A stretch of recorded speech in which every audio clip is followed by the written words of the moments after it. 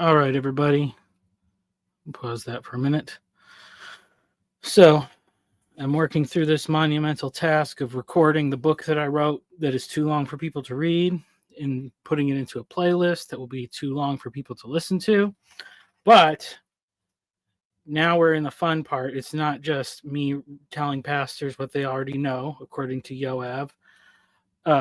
This is the official beginning of what is volume 2 of the hardcover edition that for some reason Amazon did not link the two volumes properly, and so some random people bought a volume 1, and some people bought a volume 2 and didn't get the paperback, which I tried to encourage people to buy because it's the whole book.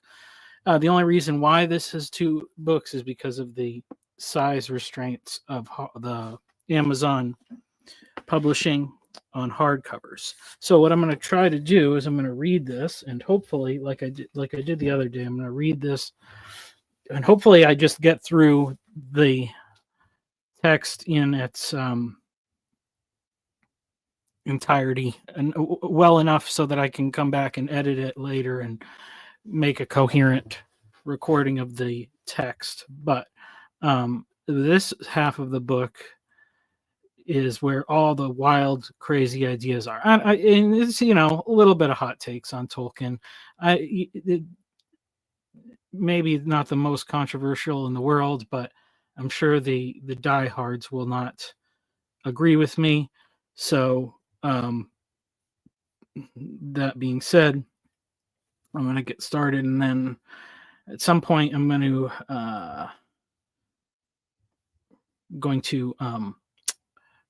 drop the link so people can chat or whatever. I also am going to post the link. Let's see. I'm going to post the link to my channel in case you are watching this on Jacob's channel. I'm trying to get my view counts up so that I can become a professional grifter, and that means that watching on Jacob's channel doesn't help me at all. So watch it on my channel, and then at some point, I don't know if I can. I think I can. Can I? Yeah, I think I can just quit his channel at some point. So let's see. Actually, I wonder if I can. Mm-hmm. I'm going to change the title on Jacob's. I don't know if this will work wrong, but.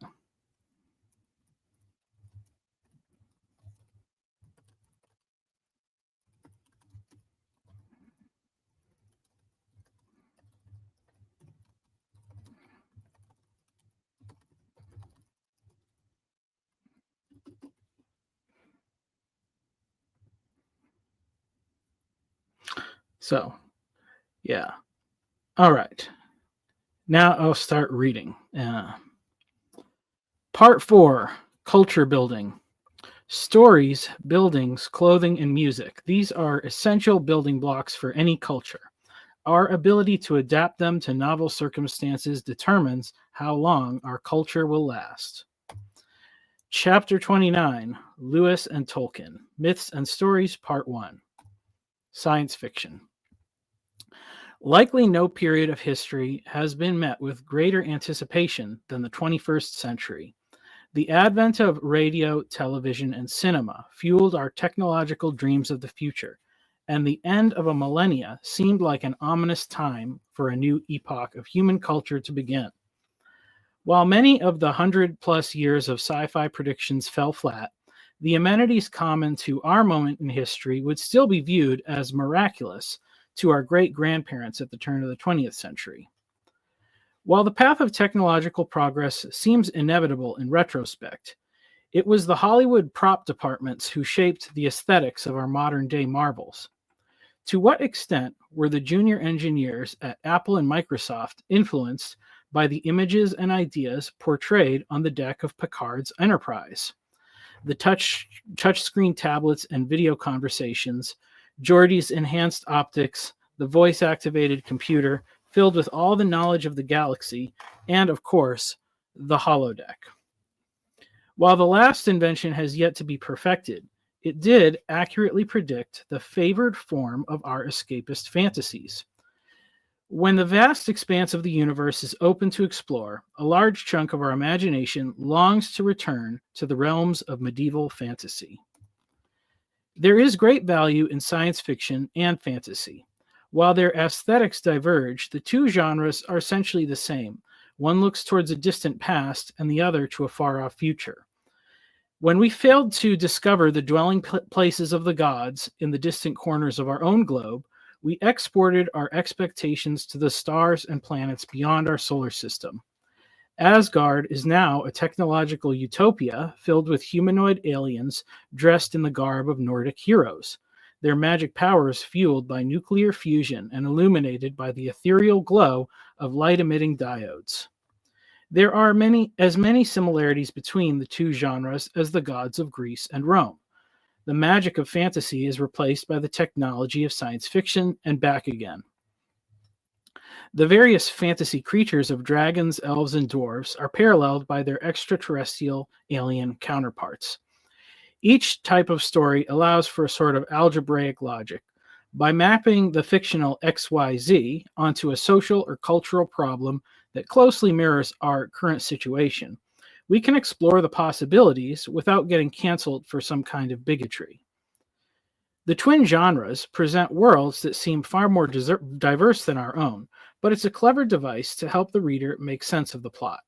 The differences between humans, elves, and dwarves, or between humans, Vulcans, and Klingons, appear far more extreme than the differences between various human cultures or individuals. But this broadening view of species and cultures actually serves to narrow our focus and turn it inward. Each of those fictional categories is actually a human being with several aspects peeled away. There is an elf, a dwarf, a Vulcan, and a Klingon inside each one of us, along with an orc, a Ferengi, and a little bit of dragon. The stripped-down aspect of these narratives allows us to understand the intricacies of these storylines through the stereotypical behavior of these different groups. When they act outside their typical role, we become suspicious. Is that Klingon really trying to make peace, or is it a ruse to allow for a later betrayal? Sometimes the exceptions are crucial to the story, such as the unlikely friendship between the dwarven Gimli and the elven Legolas in The Return of the King. Never thought I'd die fighting side by side with an elf. What about side by side with a friend? I could do that. Footnote, I'm fairly certain this quote only occurs in the Peter Jackson film and not the book. End footnote. These differences are even more pronounced in the statistic-driven world of role-playing games, both in their tabletop and video game versions. Can X type of warrior defeat Y? Only when properly optimized around a certain type of skills, weapons, or armor. While such pursuits are seen by many as a waste of time, there are valuable concepts to be grasped that can help us make sense of the world in which we live. The genres preceding these modern categories are twofold. The more colloquial folk and fairy tales, preserved through oral tradition and adapted each generation, and the more formal mythologies preserved in sacred texts. As those ancient myths and folk tales are the basis of much of our culture, we will continue to study them in some detail. But it's worth noting at the outset that the tools used to enjoy and understand science fiction and fantasy are just as helpful in understanding the myths of the ancient world. Classics degrees are not required and probably obscure as many insights as they uncover. As each race or creature is a symbolic imagination of a sliver of humanity, they provide us greater contrasts and clarity than the muddy world in which we must live day to day. People want to apply such contrasts in real life, but the results are always disastrous.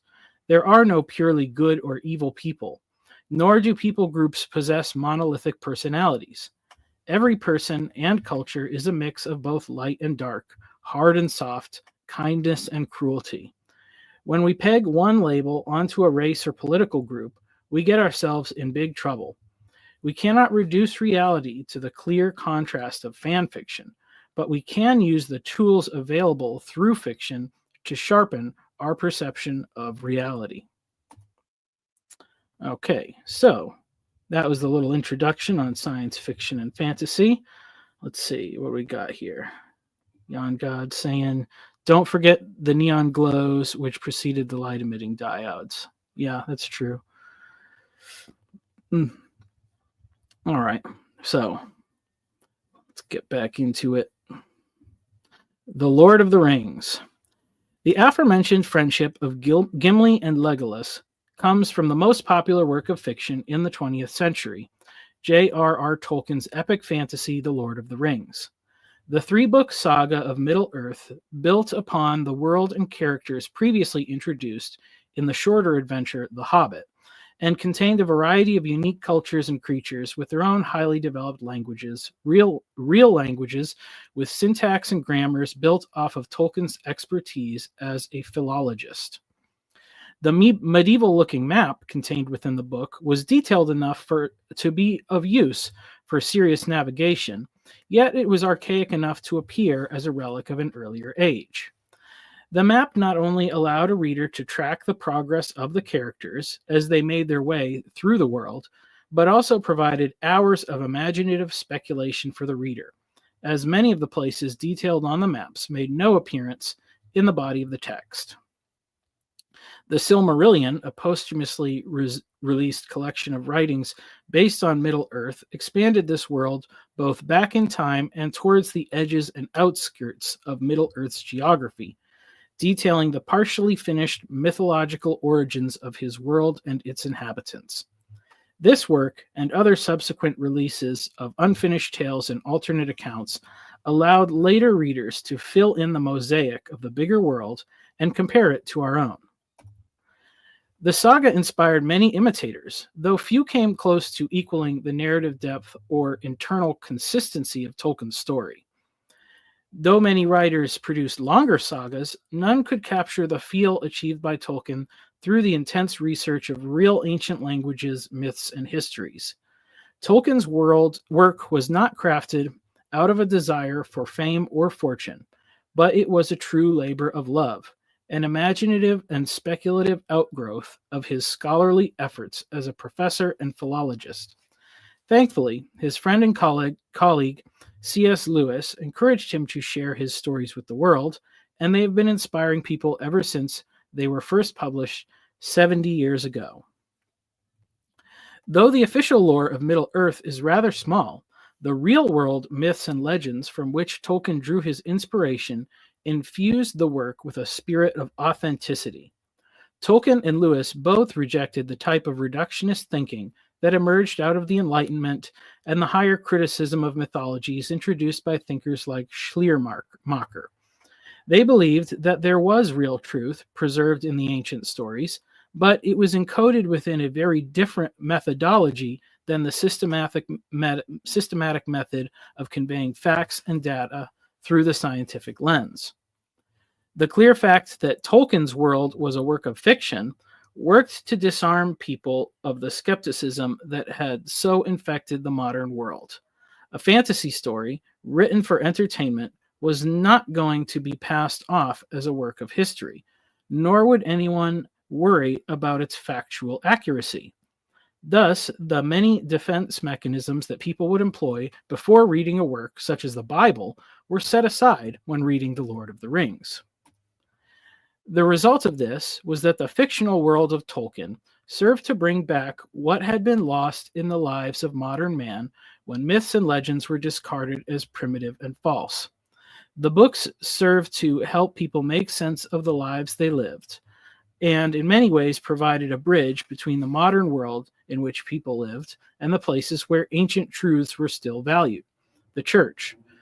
Tolkien's work communicated with people on a deep level, what psychologists would likely call the subconscious, though Tolkien would have protested the use of such a term.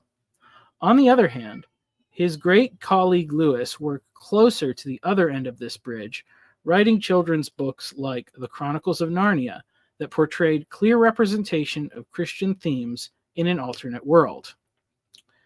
Their two interpretations of how the eternal truths of the faith they both held, though in different manifestations, met in a meta-narrative structure that combined all of their own works of fiction with the myths of antiquity, the sacred texts of Scripture, without discounting the true discoveries of science.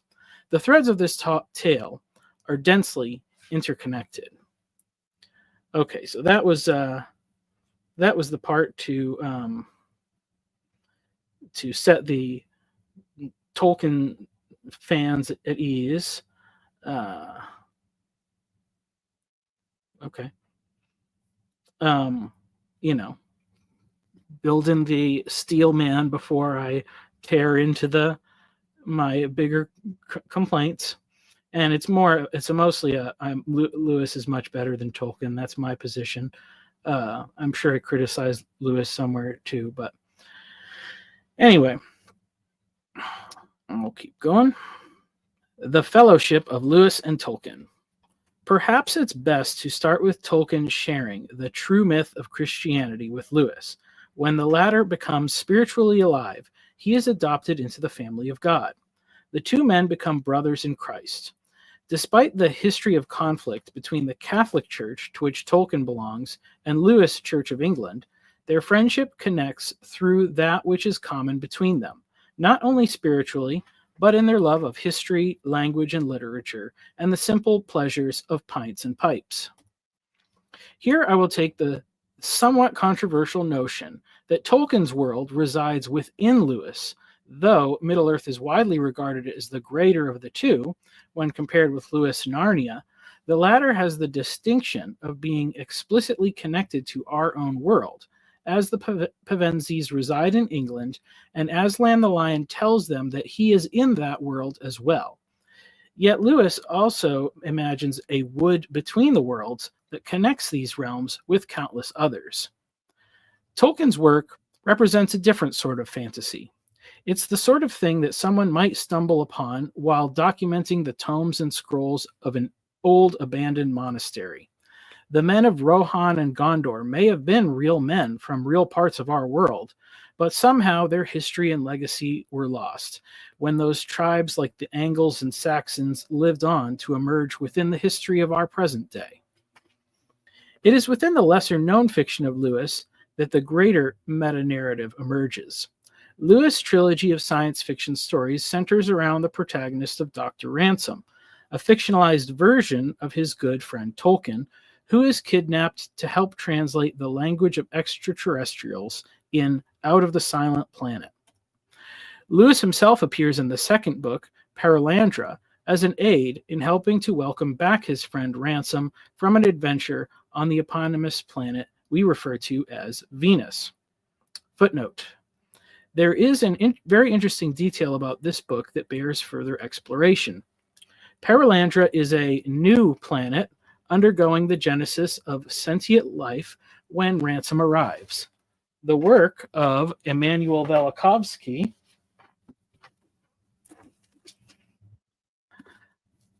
to ascertain truthful observations about the material world through study of comparative mythology led him to make empirically verifiable claims about the planet Venus that were later verified. His book, Worlds in Collision, was published in 1950, but he had previously made his hypothesis known to astronomers and published a paper called Cosmos Without Gravitation in 1946. Lewis' book predates this by 3 years, and although his scientific speculation of outer space seems quite different to what was discovered in the latter half of the 20th century, he may have come to similar conclusions about the planet Venus independently through his own knowledge of ancient myths and cosmology. End footnote. Forgot I'd put that in there. That's interesting. Yet in the third volume, Lewis connects his own work with that of Tolkien's as yet unpublished works, referring to Numenor as the True West. Though this is a different spelling for Numenor than what Tolkien settled on, it's the sort of textual variant that ultimately serves to validate, I guess, rather than refute the likelihood of such a place being real, and Lewis refers to it as another name for Atlantis, the mythical land described by Plato, from which the source of power to travel between worlds in his Narnia originally derives. So there you go. That Hideous Strength. This final work, That Hideous Strength, is vitally important in our present day. In this work, Lewis connects the orthodox Christian doctrines of angels and demons with the ideas of extraterrestrial beings and the realm of magic. He connects the legend of King Arthur and the magician Merlin with the ancient Roman context of Britain, in which such people may have actually lived, yet brings it forward to the scientific exploration of the occult that was prevalent in the axis of evil. Many are familiar with Hitler's exploration of Nordic mythology and his use of Indo-European or Aryan symbols, but he was not unique in this area of interest. Mussolini had an obsession with the Roman Empire. Beyond the adoption of the fascist political identity, he undertook extravagant public works, including the laborious draining of Lake Nemi to expose the sunken pleasure barges of Emperor Caligula. This effort seemed much more closely linked with the religious implications of the cult of Roman emperor worship, whose analog was literally practiced in Japan. The mythology of the divine ancestry of Emperor Hirohito and his royal family, though purposefully manufactured to replace the Bushido culture that preceded it, bears a striking resemblance to similar tales found around the world, including within the early chapter of the book of Genesis, of gods taking human wives and bearing sons of great stature and ability. Yet far more compelling are the foreshadowings of what would be yet to come. Published in 1945 with the Allied victory of World War II in sight, Lewis set his tale after the war and placed it within a small college town called Edgestowe, reminiscent of Oxford. In this post-war world, the nationalistic games of empire building have been defeated, yet the seductive influence of the scientific approach as a means to grabbing the reins of humanity's destiny is still very much alive. It has simply retreated to a place where it can regroup under a more civilized facade. Lewis elaborated the ideas behind this novel in The Abolition of Man, a more scholarly and philosophical work of nonfiction. But much like Tolkien's Lord of the Rings, the fictionalized account of That Hideous Strength disarms the reader, suspending disbelief until the parallels between fiction and reality become too close to be ignored. Unfortunately, the book performed underwhelmingly in its day, being overlooked in favor of George Orwell's 1984 and Aldous Huxley's Brave New World as the dire warnings needed to protect us against a dystopian future. The widespread rediscovery of Lewis' novel shows us that he had a bead on the trajectory of culture all along. The roots of every modern conspiracy can be seen within its pages, and it shows how a society begins down the road that leads to the fearful visions of Orwell and Huxley. The book centers around an Operation Paperclip type research institute. The National Institution for Coordinated Experiments, or NICE for short, is engaged in the new science of pragmatometry, a discipline that, much like the One Ring in Tolkien's epic, seeks to rule over all the other scientific disciplines. The characters within the book communicate the various philosophies of technocrats, transhumanists, and antinatalists in long speeches delivered to the main character, a young sociologist named Mark, who is being initiated into secret ranks of the organization, though later we find out the Institute is mainly interested in the psychic abilities of his wife. It is ultimately revealed that the main interests of the NICE are paranormal and spiritual in nature, astral projection and demonic possession of a disembodied head. The threads to be untangled in the book could easily fill another volume, and it should certainly be a priority for any thoughtful person to read. My personal conclusion is that the reason Lewis' work failed to capture the imagination of the public the way Tolkien's did is that, much like real life, it's too messy and complicated to easily comprehend. Here is where the divergent worldviews of these two great authors need to be understood, especially in the way they have influenced Christian intellectuals and the ministry of the church. Tolkien's contribution to helping the Christian world rediscover the power of imagination, narrative, and myth as tools to help people navigate the world cannot be overstated. The excellent, if imperfect, film adaptation of his books by Peter Jackson have broadened the influence of his story, exposing millions, if not billions, to the story of Middle-earth, who otherwise would never have picked up the book, while a new generation of readers have explored the greater depth found within his writings. Okay, so, yeah. How are the Yamnaya orcs? I don't know what Yamnaya are. Oh, that was what Yongod was saying. We're the Yamnaya, the orcs. Well, I let it on the chat stream. You can tell me when I open it up at the end of the chapter. So far, I'm pretty happy with what I've written. I stand behind it. I think this is where I get into the hotter of the takes. It's been pretty lukewarm takes so far, I think. Years that divided different worlds. But there is a point at which Tolkien comes up short, not in reaching his own goals, but in bearing the weight placed on his tales by others. The Lord of the Rings leans too heavily on a desire to live in the past to provide adequate guidance for the future. While both Lewis and Tolkien had reservations about effects of things like technology, only one of them offers a sufficient path forward. Both men survived the liminal space between the old world and the new as veterans of the First World War. Lewis arrived on the front lines on his 19th birthday, whereas Tolkien was 24 years old, a college graduate, and a married man when he first stepped foot on a battlefield. A 5-year difference is not so great in a friendship, but as human beings' brain development and maturation concludes around age 25, Tolkien was literally a creature of a different, older world, while Lewis belonged far more to the new.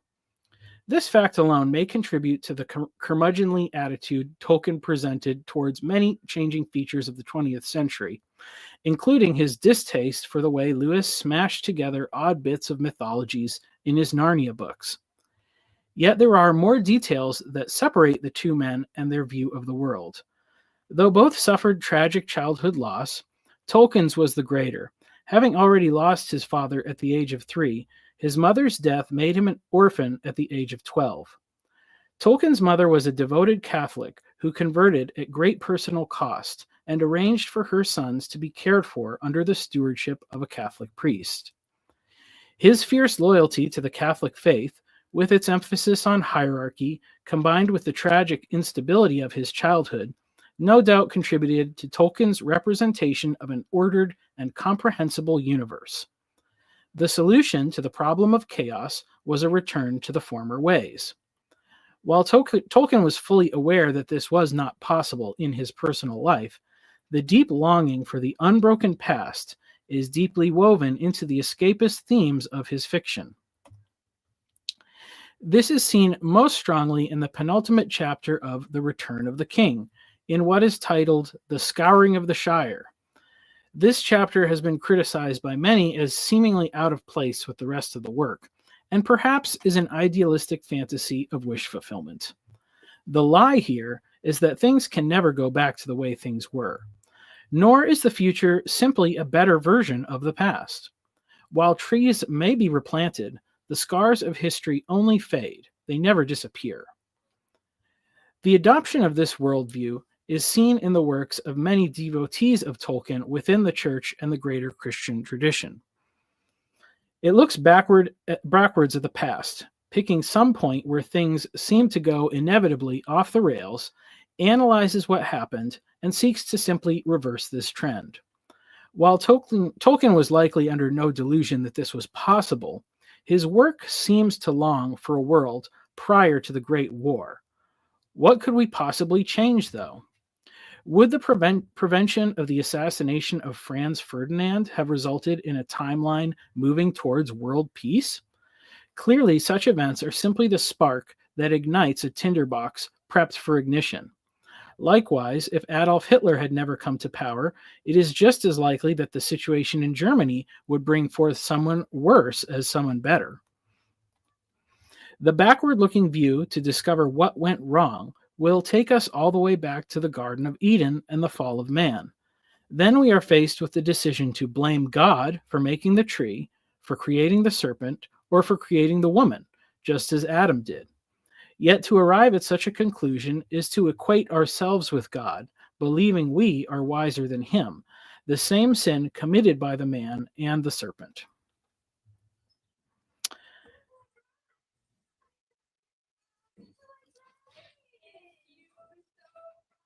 All right, I'm going to pause for a moment, and I will be right back.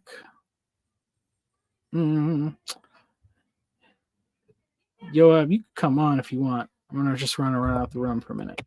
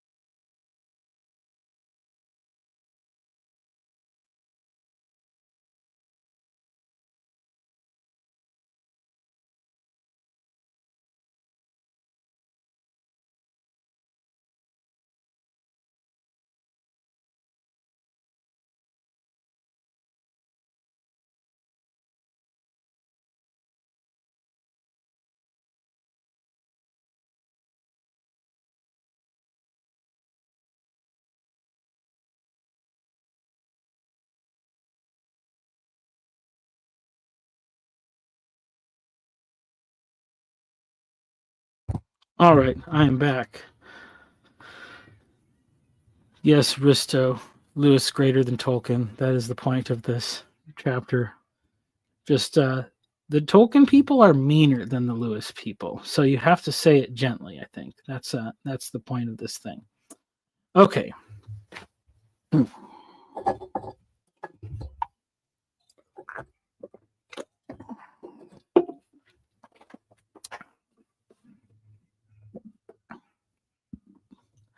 The idolatry of agrarianism. The other perilous fantasy of Tolkien's worldview is closely tied to the scouring of the Shire, and it rests in what the normal life of hobbits is meant to reflect. The races of Middle Earth are not perfectly analogous to nations of men, but they are certainly reminiscent of broad strokes of historical groups. The men of Rohan and Gondor represent the fallen nature of humanity, prone to corruption and weak in the face of temptation, while the hobbits reflect a different type of humanity, the simple, humble folk who enjoy their agrarian life. The wickedness of hobbits is equated to nothing more than overeating.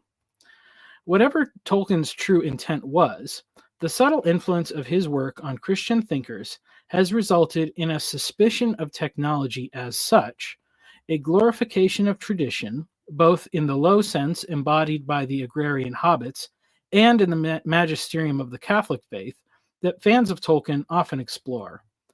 The backward thinking is seen in Lamentations that churches no longer reside in beautiful cathedrals, that they are failing because they adopted new forms of worship, and that people no longer value the old ways. Yet all they do in response to these mistaken changes is shake their heads. They are betrayed by the conclusion that these things are obvious, one of the most dangerous words we can ever fall prey to believing, because in reality there is no such thing. I equate this worldview with the Roman Catholic faith because of the simple fact that it has always valued unity over freedom and uniformity over flourishing. This is held in the common understanding that the Reformation was a mistake, that the division of Protestant churches into many denominations is a proof of their illegitimacy, and that what is produced, the widespread access to scriptures, the open table, the priesthood of all believers, is a desecration of the holy, instead of a glorification of the simple. The fundamental mistake here is that when Tolkien depicts the horror of the cut-down trees, it is analogous with the lament of the cathedrals going away. This is an argument that many people misunderstand. The medievalists portray the cathedral as a glorious undertaking, a unified effort of joyful craftsmen building something together for the glory of God. Yet no one who labored with their hands on the great cathedrals of Europe was able to write down an account of what they accomplished, and the reality was likely far closer to the experience of the Israelites building pagan monuments in Egypt. I guess I'm going to wave my hand so I can find this spot in the video, but I guess what I was saying there is no one who labored with their hands was just to say that most of the builders were probably illiterate. So, we just, all the accounts of we get are from the aristocrats. That's what I was saying there. Okay. We like the cathedrals because we treat them like trees that spring up from the ground, and we find them beautiful. It is sad when cathedrals are destroyed, and it is sad when trees are cut down.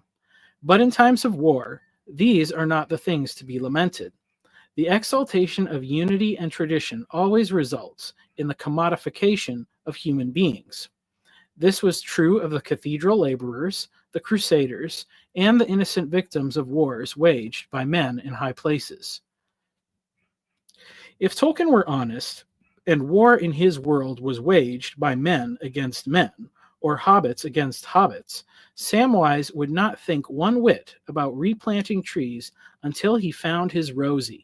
And if Rosie was dead or taken, Samwise himself would fell every tree in the Shire to bring her back.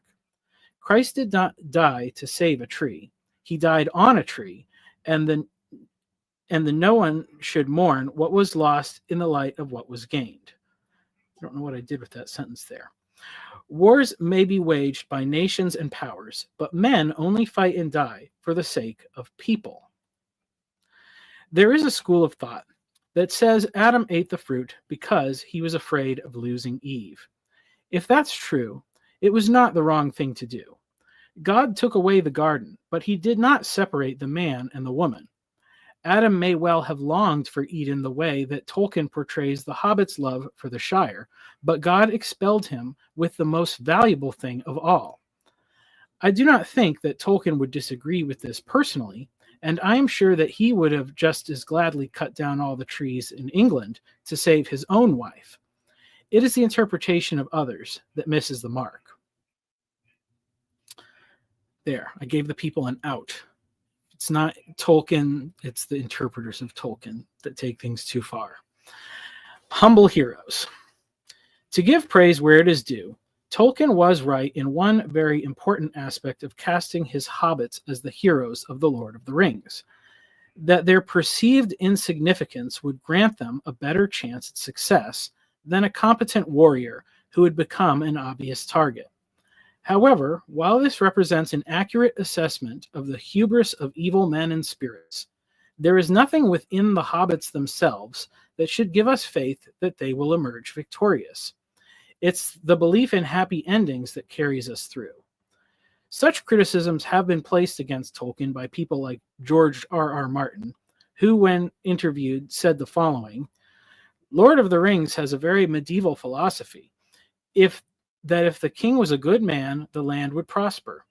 We look at real history, and it's not that simple. Tolkien can say that Aragorn became king and reigned for 100 years, and he was wise and good. But Tolkien doesn't ask the question, what was Aragorn's tax policy? Did he maintain a standing army? What did he do in times of flood and famine? And what about all these orcs? By the end of the war, Sauron is gone, but all of the orcs aren't gone. They're in the mountains. Did Aragorn pursue a policy of systematic genocide and kill them, even the little baby orcs in their little orc cradles? Okay. None of these are questions that Tolkien had any intention of answering with his book. The story was supposed to be seen as more analogous to the Norse myths of Thor and Odin, or the works of Homer, who never told us the tax policies of King Agamemnon either. The mythical simplicity of Tolkien's world is betrayed in the fact that it's almost empty. The visual portrayal of Jackson's Middle-earth seems to reflect the image that the books bring forth. Days and weeks of wilderness separating tiny outposts of civilization. The social strata of Middle-earth are separated in discrete locations, cities of horse lords and kings, hidden elvish enclaves, while the true community of common folk are found in only one place, the Shire. But in attempting to highlight what's wrong with Tolkien's writing, Martin's cynical worldview also misses the mark. His desire to represent the nihilistic chaos of real life in his own fantasy series, A Song of Ice and Fire, resulted in the death of so many main characters that he has written himself into a narrative corner with no resolution. The television adaptation of his series, Game of Thrones, outpaced what he had written in the books and concluded the series with a final season and ending that was almost universally panned.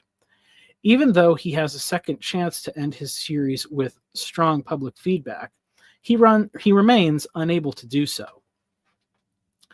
The assumption that worries me, whether or not Tolkien would agree, but as I see it carried forth in others, is the belief that within the simple hearts of simple hobbits, something good and wholesome is destined to conquer the darkest foes. There is an innate quality of perseverance that can emerge from any quarter. We never know when a simple person will endure suffering to complete a task like Frodo, or that a friend like Samwise can be loyal and true to the end. True character is revealed in trying times, but what is miscommunicated in Tolkien's work is where the competency of character emerges within the system of the Shire. When hopeful Christians absorb the narrative of Lord of the Rings as an addendum to the Bible, they tend to project an almost idolatrous hope of salvation on the bucolic lifestyle of the hobbits. The narrative of Scripture, read through a Tolkien-tinged worldview, will read like this. Frodo, Samwise, Merry, and Pippin replied to him, King Saruman, we do not need to defend ourselves before you in this matter. If we are thrown into the blazing furnace, the God we serve is able to deliver us from it, and he will deliver us from your majesty's hand. From Daniel, that's Daniel 3:16 through 17, with the names changed. This is the view taken by various stripes of traditionalists in regard to the future. Christians are not the only ones who think this way. The same could have been said by the liberal voters who were certain Donald Trump could not be elected in 2016, and by the conservative voters who were certain he could not lose in 2020. The problem is the adoption of a worldview that does not account for the chaotic unknown, the unexpected, or the immediate triumph of evil or good. The Christian hope is in an ultimate eschatological good, but until the final victory, we cannot afford to ignore any temporary defeats. This truth is revealed in the next verse. But even if he does not, we want you to know, Your Majesty, that we will not serve your gods or worship the image of gold you have set up. Daniel 3:18, emphasis added. We tend to overlook the significance of this verse because, in the story, the three youths are delivered from the fiery furnace. But many more men and women have echoed their sentiment and found no deliverance in this life. For every shire scoured of evil, there may be 100 or 1,000 villages that lay fallow and barren. God did not deliver Latimer and Ridley from the flames, nor did he stop the fall of Constantinople, nor did he stop the purging of Hungary, the Cultural Revolution of China, or the rise of the Khmer Rouge. In the rear view of world history, the peaceful respite enjoyed by the England that Tolkien loved was the rare outlier. If the British good triumphed over the German evil, it was only because they were good and had nothing to do with being British. The current sad state of affairs in England was predicted with supreme accuracy by Lewis, except that the NICE was toppled at the end of that hideous strength, whereas in the 21st century, they have gained total control. If the little kingdom of Logres within the haven of St. Anne's remains intact, its peaceful existence can only be maintained through constant vigilance. But vigilance requires competence and flexibility. It's the ability to take the raw talent of acquiring skills in general and being able to see how they are best used now and in the future. Is Tolkien now obsolete? Definitely not. His innovations into the world of fantasy writing are staggering. The point of this thought experiment is not to pit Tolkien against Lewis, but rather to highlight how Tolkien's story fits within Lewis' frame, and within that frame, it can be celebrated for all of Tolkien's achievements. Tolkien has given us a fantastical link to our human past, the great value of which is that we can now take the tools learned by dissecting Middle-earth and reapply it to Homer, to Beowulf, to the stories of Odin and the myths of Persia. But we can also project it forward to the works of Tolkien and Lewis' successors. Okay, this is a long chapter, I realize that.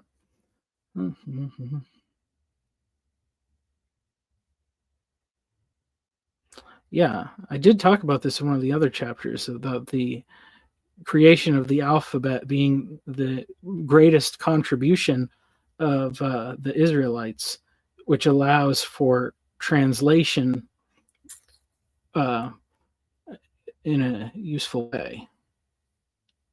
Can we apply it to cave paintings? Probably. I don't know. Let me see. What did I say about it? I'm sure we can apply something to cave paintings. It's good that people made them. All right. This was a long chapter. I realize that now. That's okay. Hopefully people will still be around when I finish it. Myth makers of today, architects of the future. Let us return again to the wood between worlds, where we now know connections exist between our world and Narnia, and we can assume that if Middle-earth is not a place in our own past, but another world entirely, then a portal must exist to that world too. In that limitless space, we can connect to Martin's world of Westeros, as dour and depressing as the dying world of Charn, or any other world. There is great value in stories, in fiction, as they provide models and prototypes for how we live our lives.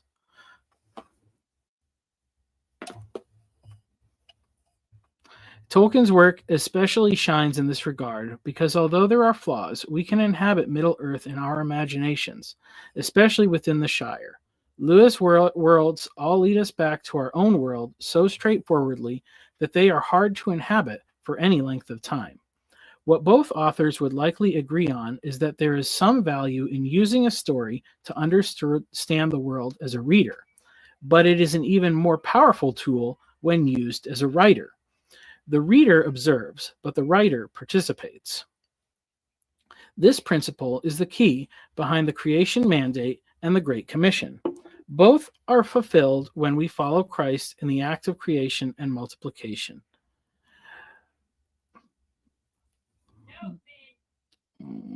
For this reason, the greatest writers of the next generation were not those who emulated the forms.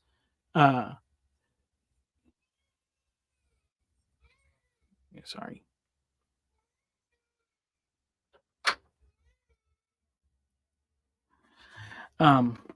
Okay. I'll just start that paragraph over. This principle is the key behind the creation mandate and the Great Commission. Both are fulfilled when we follow Christ in the act of creation and multiplication. For this reason, the greatest writers of the next generation were not those who best emulated the forms created by Tolkien or Lewis, nor were they those Christians who sought to infuse the message of the gospel in a form that would appeal to readers. The best writers were those who succeeded in following the spirit of Tolkien and Lewis. They sought to understand the world through writing. Those who did so honestly would discover that for their tales to accomplish what they needed, they would have to fill the pages with truth about their own lives, their fears and traumas, and to find a solution, an alternative past. They would ultimately need to have their characters reflect the nature of Christ. Though he has been called the American Tolkien, George Martin's unfinished work reflects his failure to do this. He should have left his work unpublished until he found the conclusion. If he had done this, unlike Adam and Eve, he could have gone back to discover what went wrong, even if it had been on the first page of the first book. All right, I think this is the last section. From the Shire to the Two Rivers. This does not mean that everyone needs to become a writer, but it does mean that everyone must become a creator. If fiction remains entertainment alone, without inspiring change, it's like someone eating the seed grain instead of planting it in the ground. Keep in mind the importance of Jesus' teaching in parables is that it brought spiritual significance to the tasks that he spoke about. Remember, the farmer, the fisher, the baker, or bookkeeper would not be convinced of the wisdom Jesus had to share if he didn't get the details of their craft right. The Bible is our primary source for helpful narratives, but as we have learned, there is great value in stories like those of Tolkien and Lewis. But for the goals of our project, there is another fictional tale that is better suited to convey the message. Deeply inspired by Tolkien, Lewis, and a myriad of other sources, the true American Tolkien is James Oliver Rigney, best known by the pen name of Robert Jordan. Jordan's epic fantasy series, The Wheel of Time, spanned a massive 15 volumes, and like Tolkien, required posthumous help to be completed. The ending of his tale was crafted by Jordan himself, and unlike Martin, the path towards that end was clear. The parallels between Jordan and Tolkien's lives are highlighted by the similarities and differences within their works.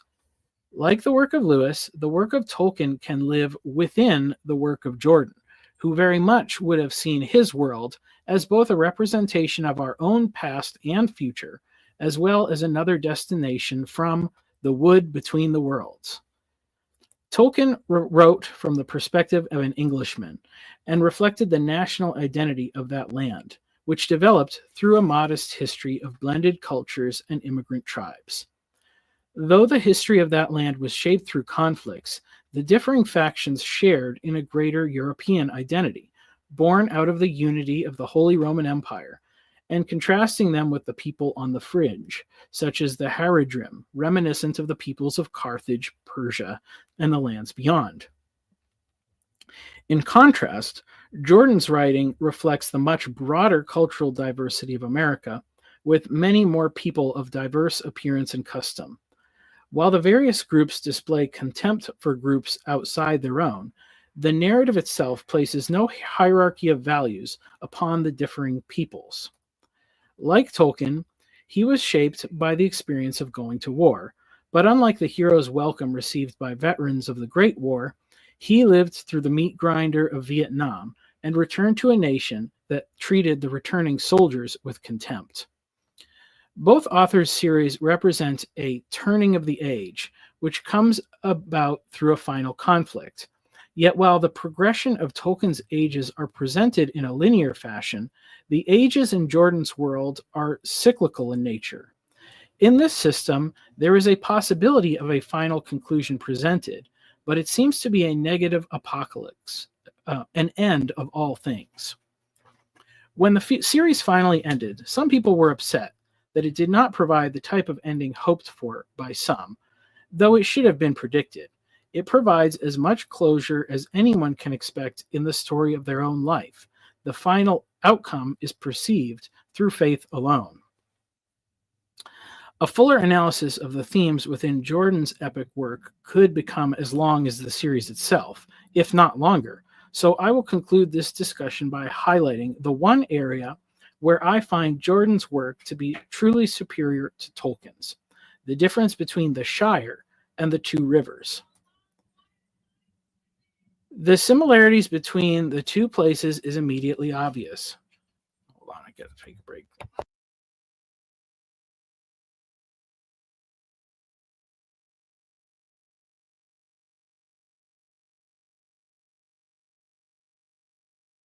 I think it's all right.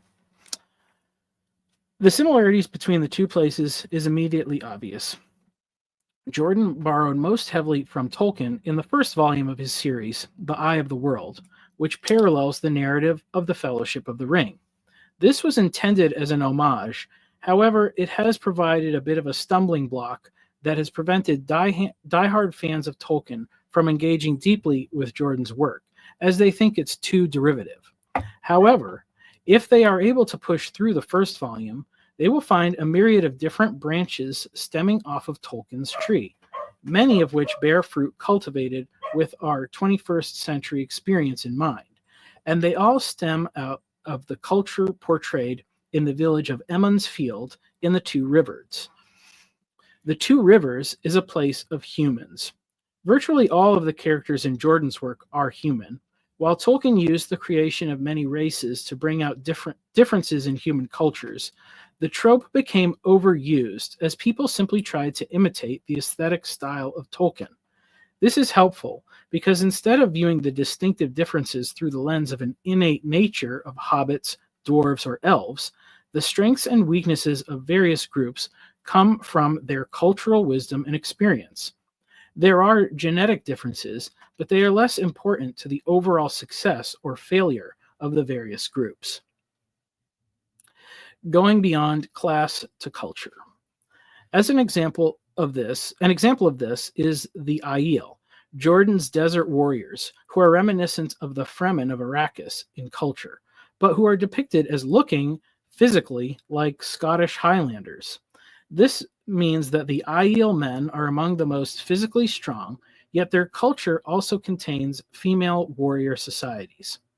Physically speaking, there is a massive advantage of even average men over the strongest women.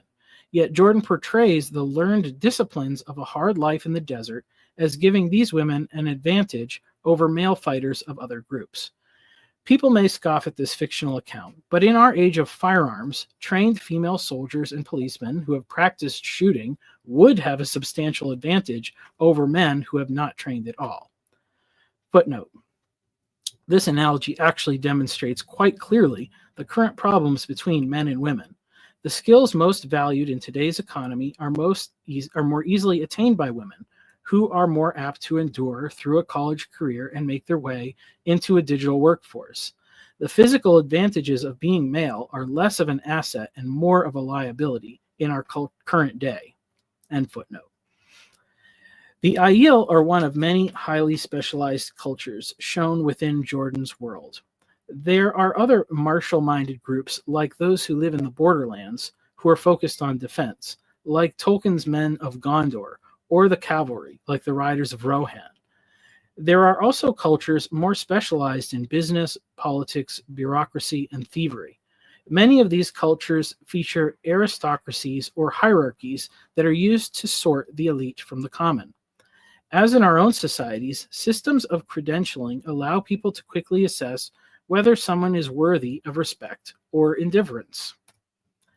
The standouts, much as in our own culture, are often those who have devoted themselves to a particular craft in the absence of positive affirmation.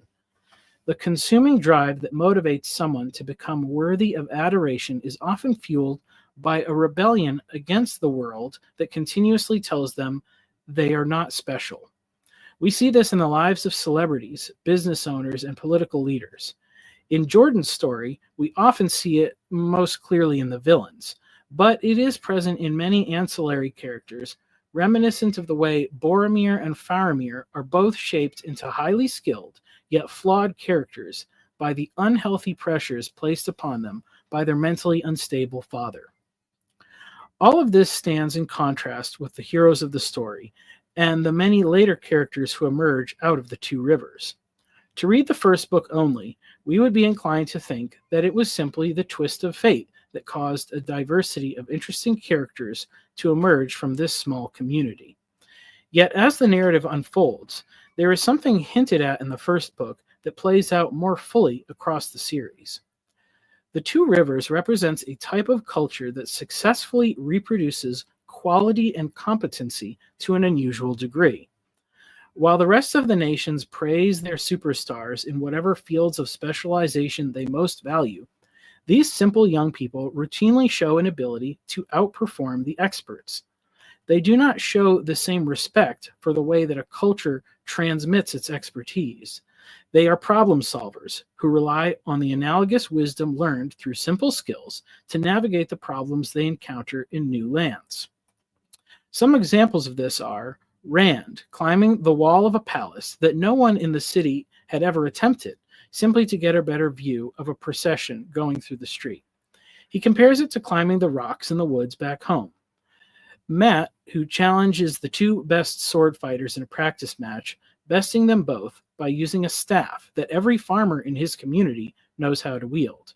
And Perrin, who as an apprentice blacksmith in the Two Rivers, shows a higher level of skill and competency than many journeymen in larger cities.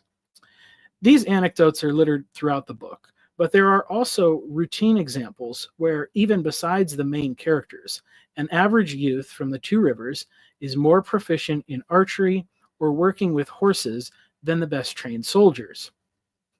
Their hunting skills make them better trackers and sneakier scouts.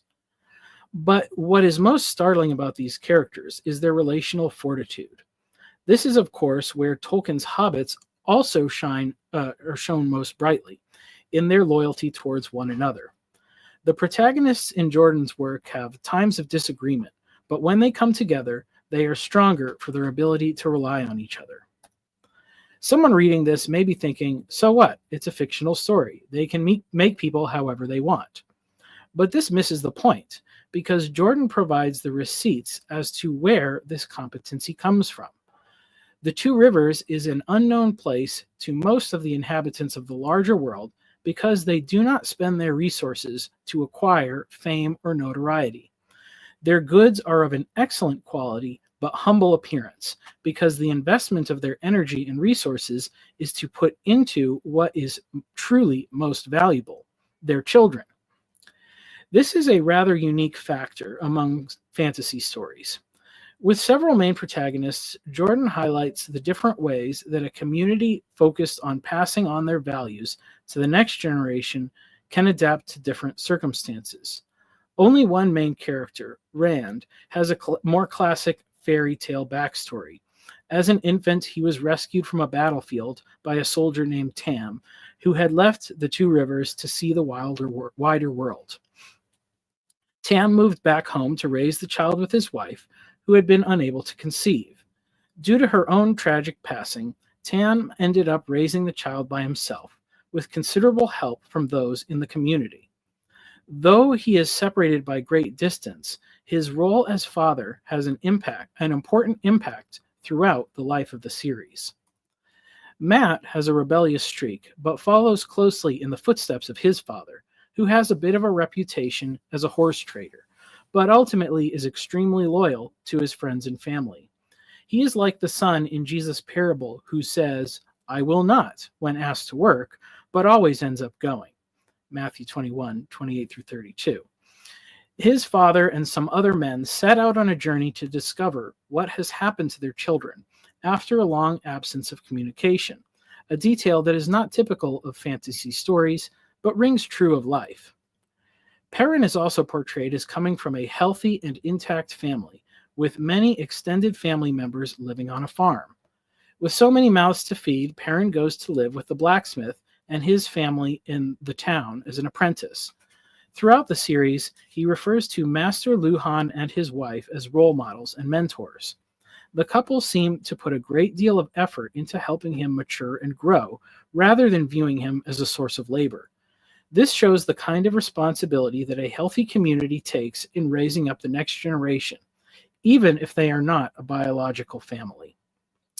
Egwene is the daughter of the town innkeeper, who is also the mayor. He and his wife are responsible for the hospitality of the whole village and show kindness towards outsiders, while exercising prudence in protecting their own from outside influences. Although we do not see as much interaction between them and their daughter through the course of the series, we find out much later on that Egwene has been sending letters back to her parents on a regular basis. The main characters do not represent a static culture. Each of them change dramatically over the course of the series as they adapt to new circumstances and environments. Yet despite these changes, they are able to maintain a connection with the people and place of their upbringing. Despite different characters questioning, compromising, or rejecting certain values they were raised to uphold, they also honor others, including values that are difficult to stick to in our own world, such as abstinence before marriage. It may seem odd to suggest that a fantasy series is the place to find such values, but the fantastic nature helps us to see what is common between our own world and what is portrayed in the book. There are certainly other works of fiction and nonfiction that can provide similar examples. Pa Ingalls from the Little House series is a great example of a good husband and father. Penny Baxter of The Yearling is another figure with much to teach. Yet it's easy to dismiss an example like that as being a product of the pioneer days. If only things were like that now. Charles Ingalls the man would have to make different decisions if he was alive today. But if he had the same character and values, he would still make good choices. The times in which we live have shifted so rapidly that there is no model we can point towards for how to succeed. The path of success that our fathers discovered no longer leads to the same place. By looking at a slew of different stories, fictional, biblical, historical, and in the present day, we can start to discover the true path forward. Yeah. That was a much longer chapter than I realized it was. Well, it's good. It's good that it's out of the way. All right. I'll post this link and see if anybody wants to come in and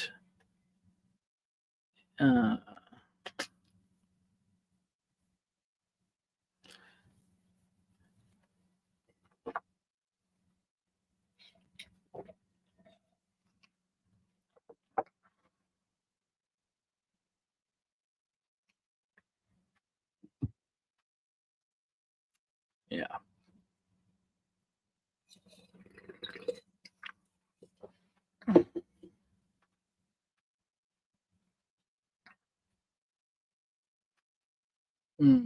Secular Cornism is saying her things. All right. I must have bored the viewers. So I guess I should just start another chapter. Well, I'll give it a couple minutes. Yes. Thank you. Yes, I liked The Wheel of Time. I think thank you, Yoav. I think The Wheel of Time really did suffer from a lack of analysis. I don't know. It's just this was my big gripe with the thing, is that there is so much analysis of Tolkien, and everybody just compares every other series, and if it doesn't have that same level of like internal consistency and like, oh, he didn't make like real languages, they they're just like, oh, well, this isn't as good as Tolkien, so what's the point of studying it? I really like Jordan's Way. There is actually a book called, I don't remember what it's called. Michael Livingston is the guy that wrote, but he talks about the similar in the philology aspect, that really he was trying to do a similar thing to Tolkien. Hello, Claire. Hi, Michael. How are you? I'm well. I've been busy. I only heard the last um, maybe 20 minutes of your reading um, Mm-hmm. of your new book. I'm not quite sure what it's about. It's is it your take on Tolkien and Lewis?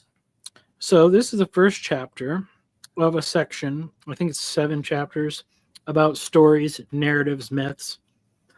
And I start with Tolkien and Lewis because that's where all Christian people always start. And I tried to push back a little bit on some of the common my gripes with the common takes on Tolkien and Lewis. It's funny because I think people think of Tolkien as like a great lover of tradition, but he's actually extremely modern, because he wrote his book within modernity to stand up to the critiques of modernity. He created, an incredibly elaborate backstory and internal consistency, and crafted all these languages so that like a critical scholar couldn't tear it apart easily. Which of course you'd say, well, why would somebody do that with fiction anyways? But it's I think that he is, as influential as he is, he's kind of made it difficult for people to examine the broader field of people who followed in his footsteps. Right, you mean the themes that he introduces, the reason why the characters do what they do and they fight wars and that kind of thing? You mean it's um, um, echoing of humanity and its history and its wars? Is that what you're saying?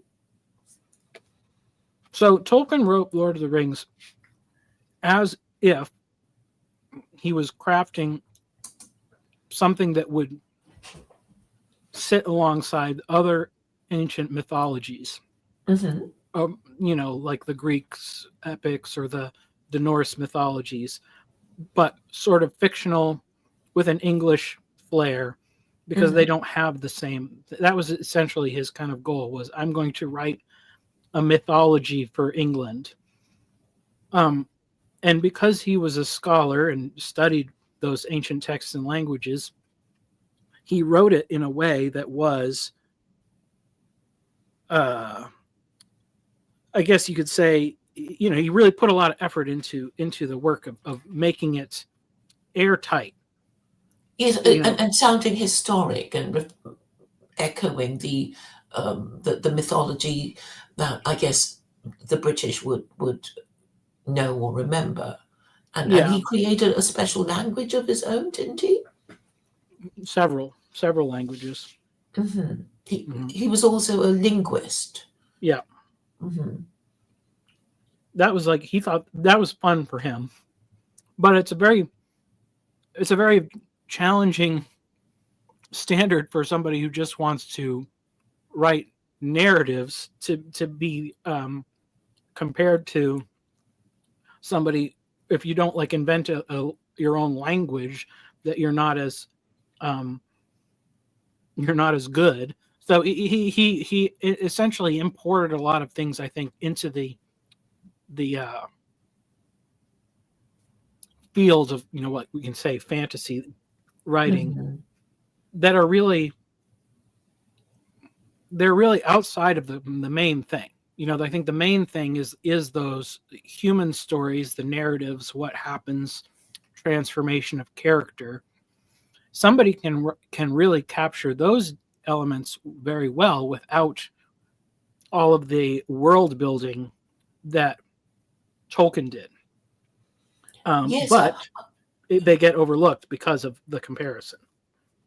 yes. I mean, I'm reminded of Wagner's Ring Cycle, which is also a mythology and going on a quest and being a trial of. Um, Yeah, that was one of his big influences too.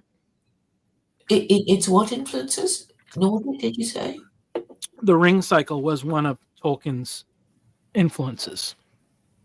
Oh yes, yes.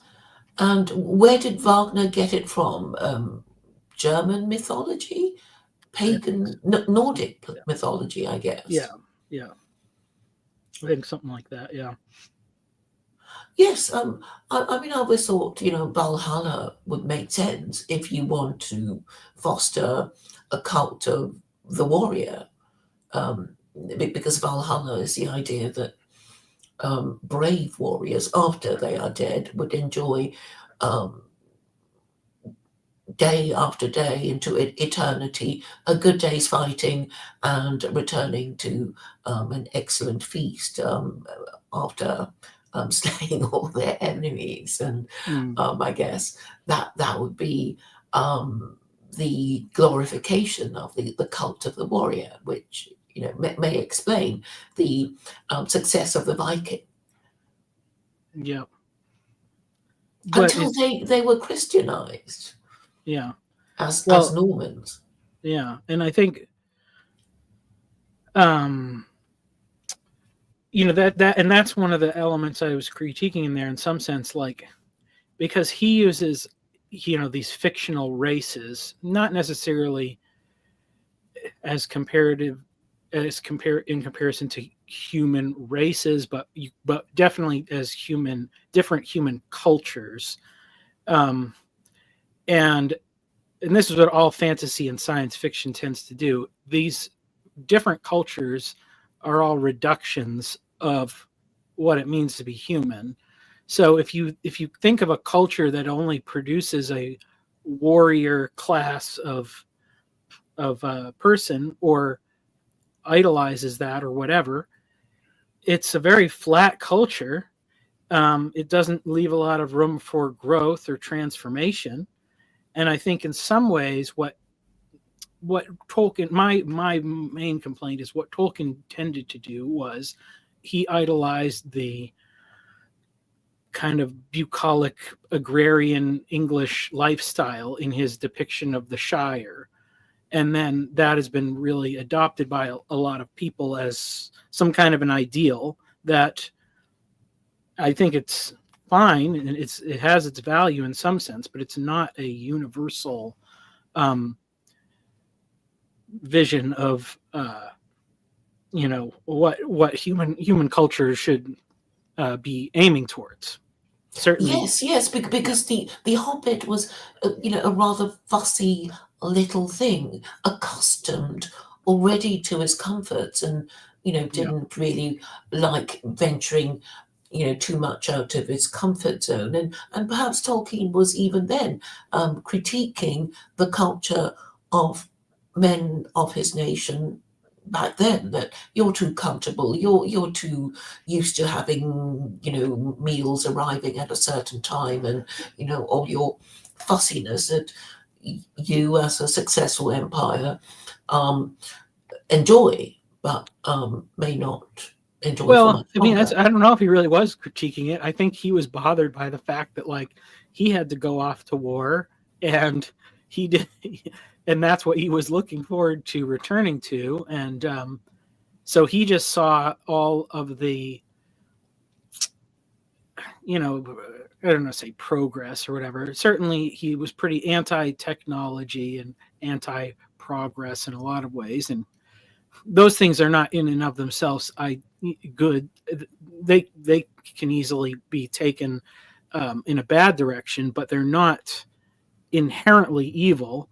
But he almost seems to think of them that way because they contrast that kind of agrarian lifestyle that he uh, idolized. So I mean, maybe he critiqued the culture a little bit in that, like, yeah, it takes a little bit of it takes something extraordinary to rouse the English people to action, but um, he really just wanted to go back to smoking his pipe and reading his books, and Hmm.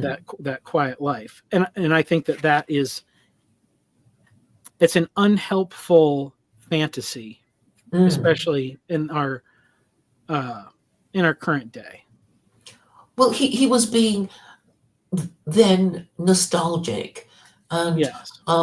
and perhaps being unconstructive because we're here because we're here because we're here, and we don't have any time machine to go back to our favorite golden age, and maybe even if we did, we might not find it quite so golden after all.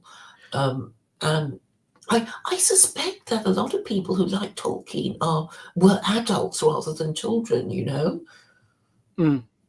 Well, the contrast that too is that I put is between with him and Lewis. He's 5 years older, and they both enter World War One. Starts obviously at the same time for both of them. He's 24. He's already married.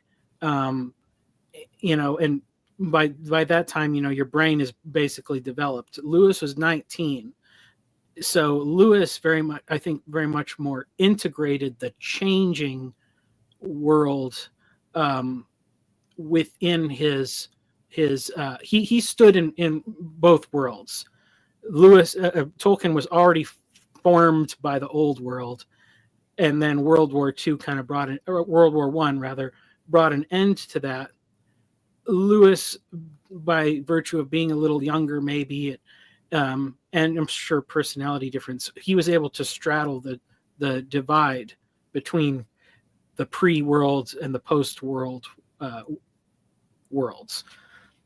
And I think that that's reflected in the what I think is more useful about his writing, and why I think it probably um, can be it may endure certainly in usefulness. Tolkien's works, I think, will endure for a long time because they are because of the artistry that he put into it. But it endures like the epics of Homer or the Norse mythology or whatever. People, it's like a thing you go to the museum to look at. It doesn't necessarily, I think, have the same potential as a useful influence in people's lives. But that's controversial. A lot of people will definitely disagree with me in that regard. Well, I suppose it doesn't really teach us any um, lessons other than making these stereotypical generalizations about this imaginary tribe or race or something, and I suppose that there's always this temptation to think that, oh, this group, they all look like this and they dress like that, and their motives are always one thing rather than another.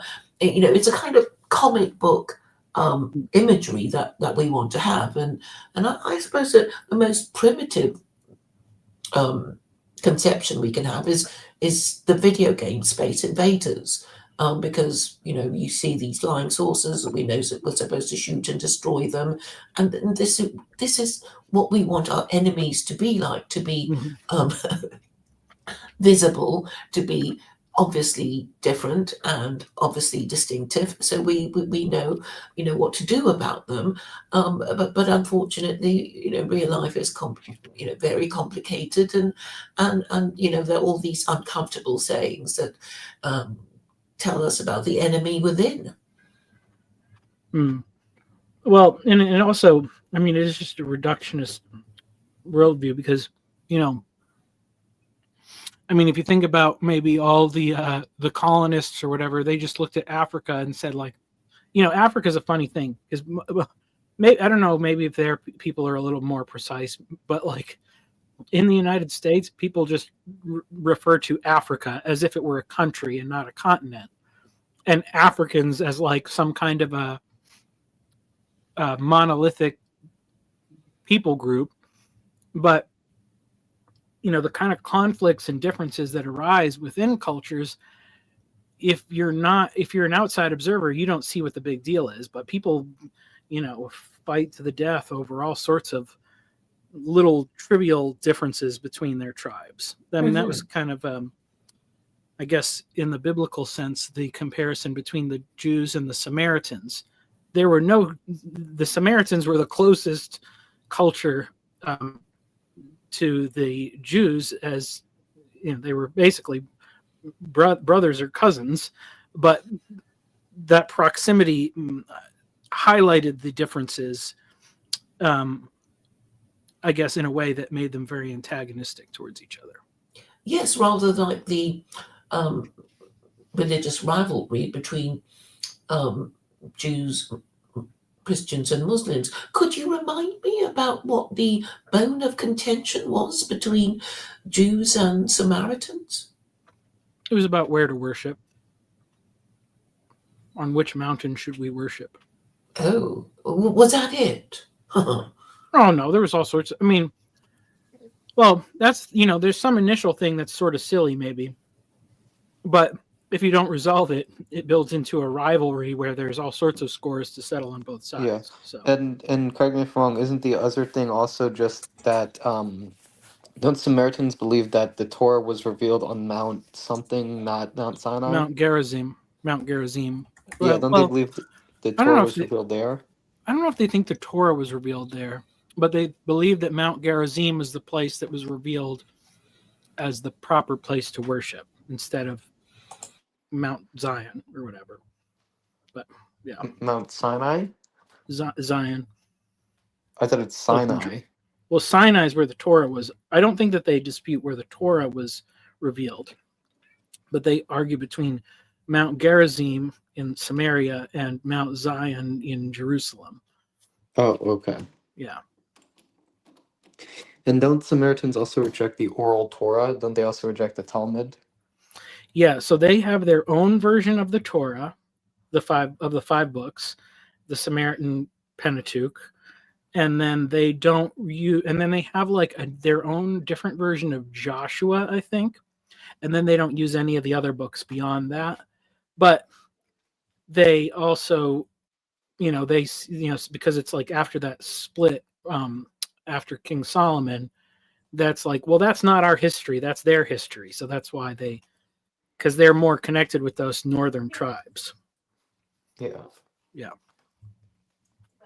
So I think they have other writings and traditions, like they have a history, but they don't consider it all of the same spiritual significance.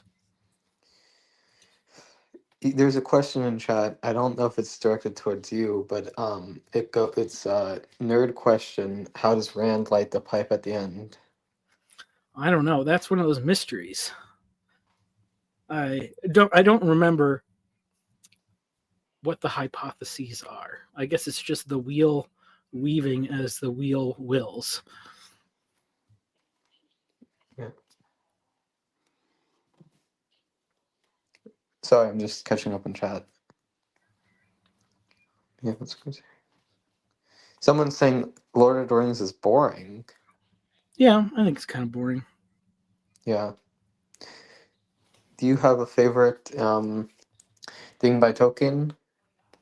I mean, I like the Lord of the Rings. I think it's good. I just think people just they idolize it too much. It's like, come on, read another book. We've had many books out there, and like, and it's just like the thing of, it's funny. This is why I even say, like, before you decide to critique one book over another, like, you should try writing a story, because then you'll see like how difficult it is, and try to like write something that's original or whatever. Like, it's really hard. So then if you do that, then you have a lot more respect for anybody that writes something that's, decently put together, even if it's not Tolkien. Like, Tolkien just he nerded. He was in like an autistic nerd about languages and world building and cultural stuff, and he made like the most ridiculously overcomplicated fantasy book ever.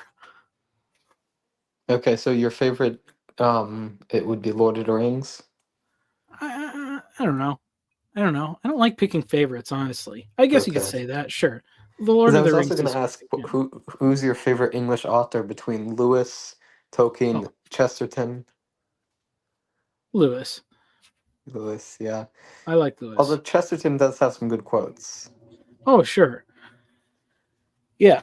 Um, yeah, I like Chesterton, what I've read of him. And I know he's written a lot of fiction. He wrote, mystery novels and things and stuff. So, Yeah, but Father Brown. yeah. Um, but it's funny because I think Lewis kind of foresaw in some ways like the end of modernism, and almost into like the postmodernism, but in a positive way, the way that like what I would now associate it with, like metamodernism, like Yeah, the fact that you can, like the fact that we all view a story from a different perspective. The bad part of postmodernism is like, oh well, you can just use stories to manipulate people and say whatever you want and do whatever you want, and that's bad. But if you go beyond that, then you can say, well, this means that like all of these stories can connect us in some way to yeah. God or whatever. So, So, so I actually have a question about that, if that's okay. oh yeah, So correct me if this is mistaken, but my understanding is that the difference between modernism, postmodernism, and metamodernism is that modernism says there's a world of objective facts devoid of values. Postmodernism says there's a world of competing values with no objective facts, and metamodernism says that there's a world of value infused facts. I I think in the meta sense, like the way I see it is, and I think the internet really brought this about. Everything is on the table in metamodernism. Oh, and the strengths and weaknesses of both traditionalism, modernism, and postmodernism are all there for like everybody to see. So, like the problem with modernism is you have to have like the world as this. It kind of needs like a materialist frame. You need to have like a closed universe uh where all of the facts correlate to all of the things, and like everything is knowable. But that's just not how reality is. Like that you can apply that way of thinking to something like a book. Like you could take Tolkien's created world and put it in like a modernist frame, and you can be like, no, only Tolkien can create things within this world. You can't just project your own values onto it. If he'd said something is uh, black, you can't call it white, etc. Because it's like a closed thing. So it's like modernist thinking works within that system. But then if you try to apply that to like the real world and reality, you run into all these problems. Um, and then the postmodernist basically says, hey, yeah, well, look, these things, you have all these problems, so you can't know anything. But it's just using it as an excuse to do whatever they want. Um, and there are some limits to things. So I think uh, I think in some ways the meta modern thing is just to say like okay, these things aren't all like mutually exclusive. Like they all have their strengths and weaknesses, and we can use them to try to like figure out stuff better. Okay, that makes sense. So maybe I was Yeah. oversimplifying it because that's kind of how I was thinking about it. But no, that makes more Well, because sense. yeah, because what was the thing you said? You said what was modernism said there was objective facts with no value. Is that right? Yeah, And postmodernism is value. What was it? competing values with no facts. Right. Okay. So I think in the metamodernist thing, there is objective facts. There is also values. They maybe are compete. They are competing, but yeah, there is facts. Like there's a lip. You know, like that's the thing. Like the postmodernism, it just doesn't deal honestly with like it'll do that stupid thing of like, oh well, you're just saying that because you have an implicit bias or something. And it's like, well, yeah, but there's like limits to that stuff. You can't just dispute everything all the time. Like the rain falls on the righteous and the unrighteous. It's not that's not a competing. You're not manipulating the facts or whatever. Like just some stuff about reality just smacks you in the face, and that's what postmodernism kind of pretends like it doesn't. So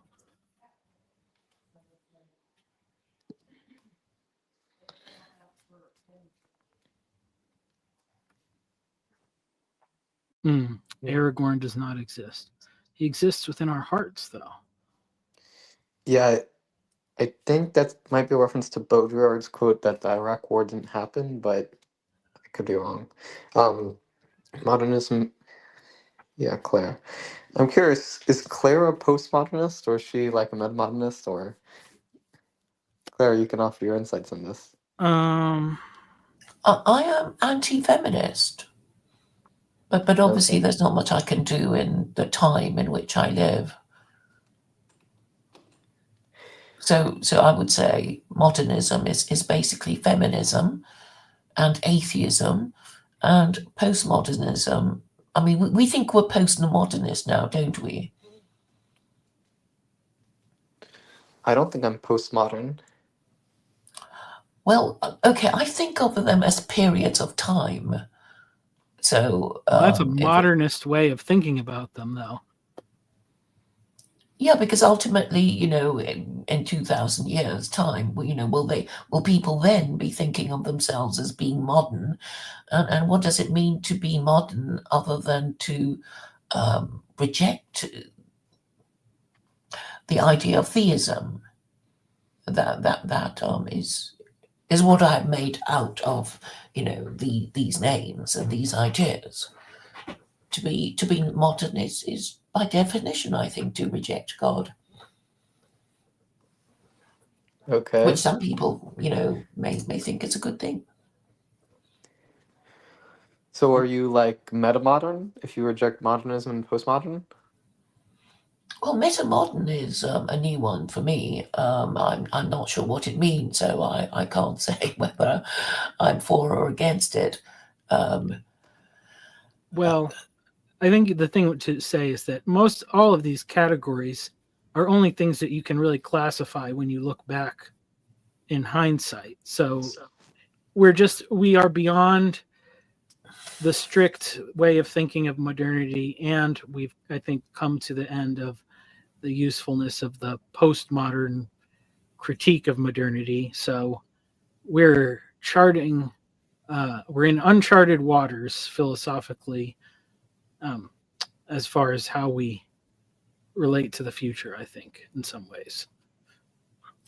well, I think it's really to do. I mean, I think it's more helpful if we talk about the furniture in our minds, because obviously in a certain period of time, most Europeans were supposedly pagan, and then they were Christian, and then they were liberal, and then in other parts they were communist, and yet other parts they were nationalist. And if we could make sense of all the conflicts that led to this separation, when once upon a time they were all Christian, we would maybe make more sense of where we are now and how we came to be here. And I think it's because, well, I don't want to, seem to be blaming things on America, but surely the First Amendment made America into a land of cults, which is what you are. You even have your own, white indigenous religion that is a category of Christianity, which is Mormonism, and I think all these different religions that come up, but which are not, officially the government religion, causes a lot of divisions and, and conflict within American society. And I guess to go back to the founding fathers, even if a lot of Americans think they may not totally agree with the founding fathers on everything. I think it would be a useful thing to consider what their purpose was, and maybe think examine more closely why they separated the church from their republic. I don't think it's even discussed in Britain. I suppose the British are. They don't want to talk about losing one of their most important colonies, and so very little American history is studied in Britain.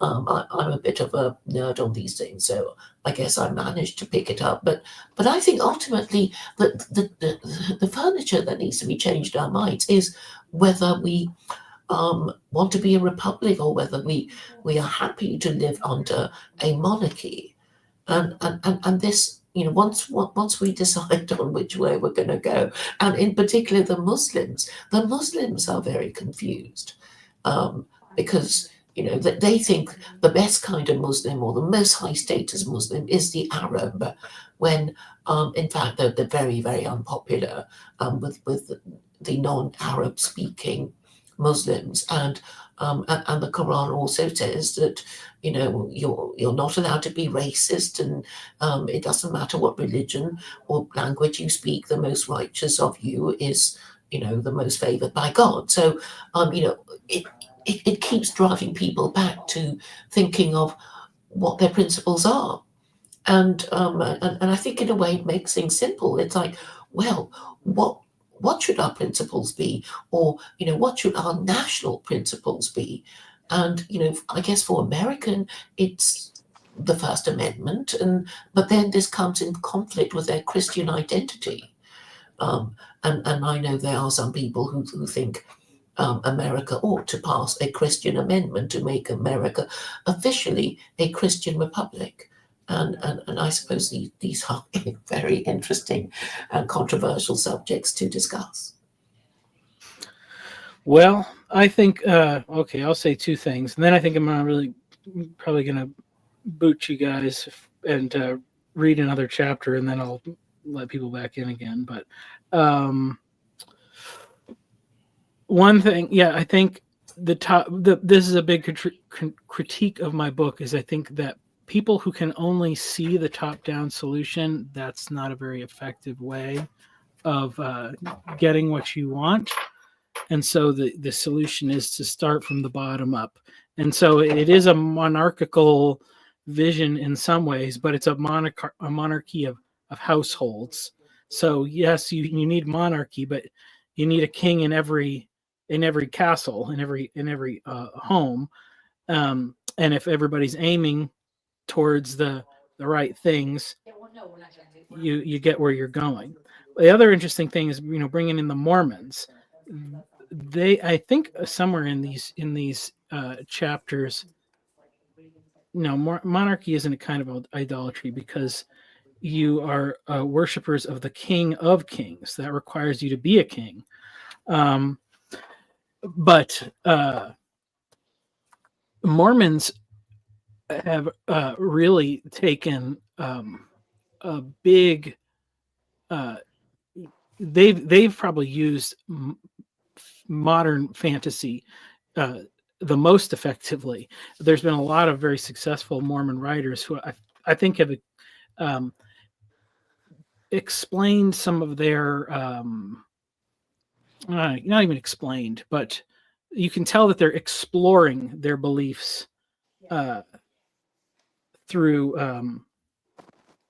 the writing of fiction and it's interesting. So I even see, because of that, in the public acceptance of Mormon fiction writers, there's going to probably be more cultural convergence in the future.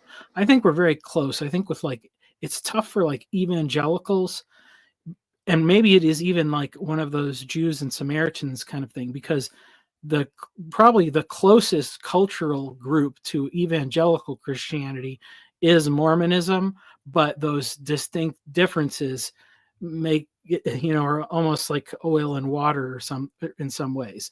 But I think that it should be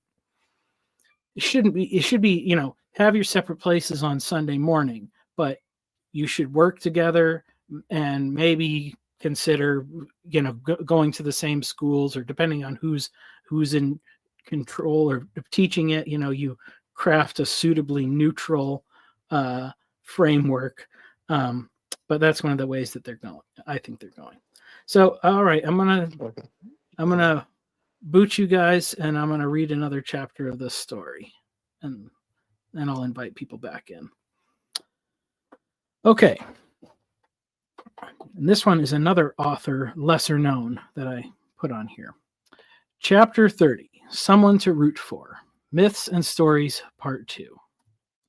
My own pathways into the realm of science fiction and fantasy can be traced through exposure to various television shows, movies, and books read to me as a child. But the path that led me to first getting deeply hooked on good fiction was one that has become increasingly popular in the decades since my youth: computer games. Nintendo and Sega, the most popular console brands of my youth, were strictly forbidden growing up. But Mom needed a computer to do her job, and the computer could play games. A big part of the reason we didn't have a game console was the cost, and that limitation extended to games for the computer as well. This limited our options to what were known as freeware and shareware games, little intros designed to get you hooked so you would shell out for the real deal. The actual playing of video games only occupied a small portion of each week. A greater amount of time was spent imagining and fantasizing about playing them, a good part of which was facilitated by a subscription to a PC gaming magazine. Each month, I would read all about the exciting new games that just had come out or were currently being developed. What most excited me, however, was the descriptions of the various demos that came on the CD-ROM each month. When my computer time finally came, I would get to try any game if our computer met the minimum requirements. One fateful month, I was overjoyed to read that the monthly disc included a complete game, a fantasy role-playing game no less, called Betrayal at Krondor. The game was designed to resemble a book with pages and chapters and many screens of text-based dialogue. Across the top was the name of an author, Raymond E. Feist. The game was challenging. The gameplay was awkward and clunky. The on-screen characters were very clearly based on photos of people in bad wigs with only minimal animation. There was no backstory, no introduction to the world or its inhabitants. I had to replay the first chapter quite a few times to understand where I was going and what I was supposed to do. But eventually, the characters and story became clearer, and I was intrigued to find out more about Jimmy, Arutha, and Pug. I tracked down a copy of the book called Magician, and I was immediately hooked. I never ended up beating the game until years later, out of nostalgia. The world of Midkemia, as I was soon learned it was called, was not as perfect and pristine as Tolkien's Middle-earth, but it was more than adequate to capture the imagination of a 12-year-old boy. I devoured the first 6 or so books that were published and joined the ranks of loyal followers in anticipation of each new release. In retrospect, it makes perfect sense that Feist's work would capture my interest. His style suits my taste as I have come to understand it. The opening pages of his book quickly establish a few characters, including the main protagonist, Pug, an orphan boy who falls asleep during a task to collect shellfish from the beach and awakens to a fierce storm. He's rescued by a huntsman and brought to the cottage of an old magician. My father, a Hollywood writer, producer, director, told me when I was a kid, give the audience someone to root for. That's a quote from the author, Raymond Feist. The propensity of adolescent boys to shirk the responsibilities they don't quite understand is a universal theme. While Pug's world is inhabited by castles, magic, and dragons, his experience of a boy longing for a place of his own echoes that of the yearling's Jodie Baxter, falling asleep by the little hidden spring in the midst of Florida's big scrub. In a speech to fans, Feist talked about the mutually creative relationship between authors and readers.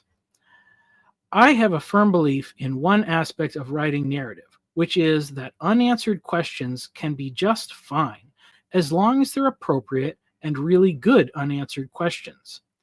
Because the places you guys get to fill in, the places you get to say, I guess that's what happened, is you adding your own little bit of imagination and creativity to the process.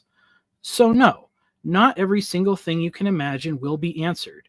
And if you send me an email, I will say, I don't know, there are mysteries to me too. Not all writers work this way. Perhaps there are a few who can grasp the whole big picture and drop hints of exactly why every character and scene behaves the way it does.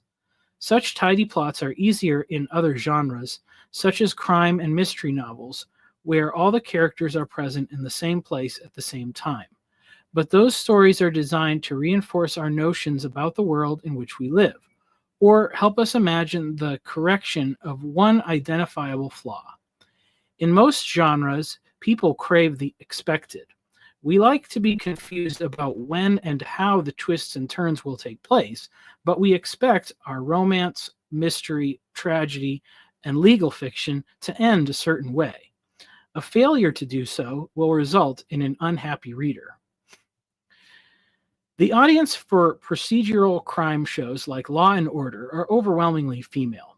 The story of good guys in the system rooting out and prosecuting the bad guys week in and week out creates a sense of trust in our world that helps women feel secure. They want to believe that when something happens, the police will take care of it. Stories of corrupt police and prosecutors who undermine their trust in society. Fiction is the antidote to news. I think I did something bad with that sentence. Anyway, writers of science fiction and fantasy don't have the luxury of relying on a story stamped case closed. Their work is a continual experiment in imagination. This makes their task perilous in many ways. There is always a risk that their what if fails to result in a finished story. The most popular published writers often have a stack of such failed experiments somewhere in their past. For the reader, the far greater frustration comes when that dead end arises somewhere after the second or third book in a series. The better the story starts, the worse the crash becomes. After the first wild success of his first novel, The Name of the Wind, in 2007, Patrick Rothfuss released the highly anticipated second volume of his trilogy in 2011. A 4-year gap set a precedent that many authors would be happy to work within. Yet, as of now, readers have been waiting nearly 14 years for the conclusion of his story.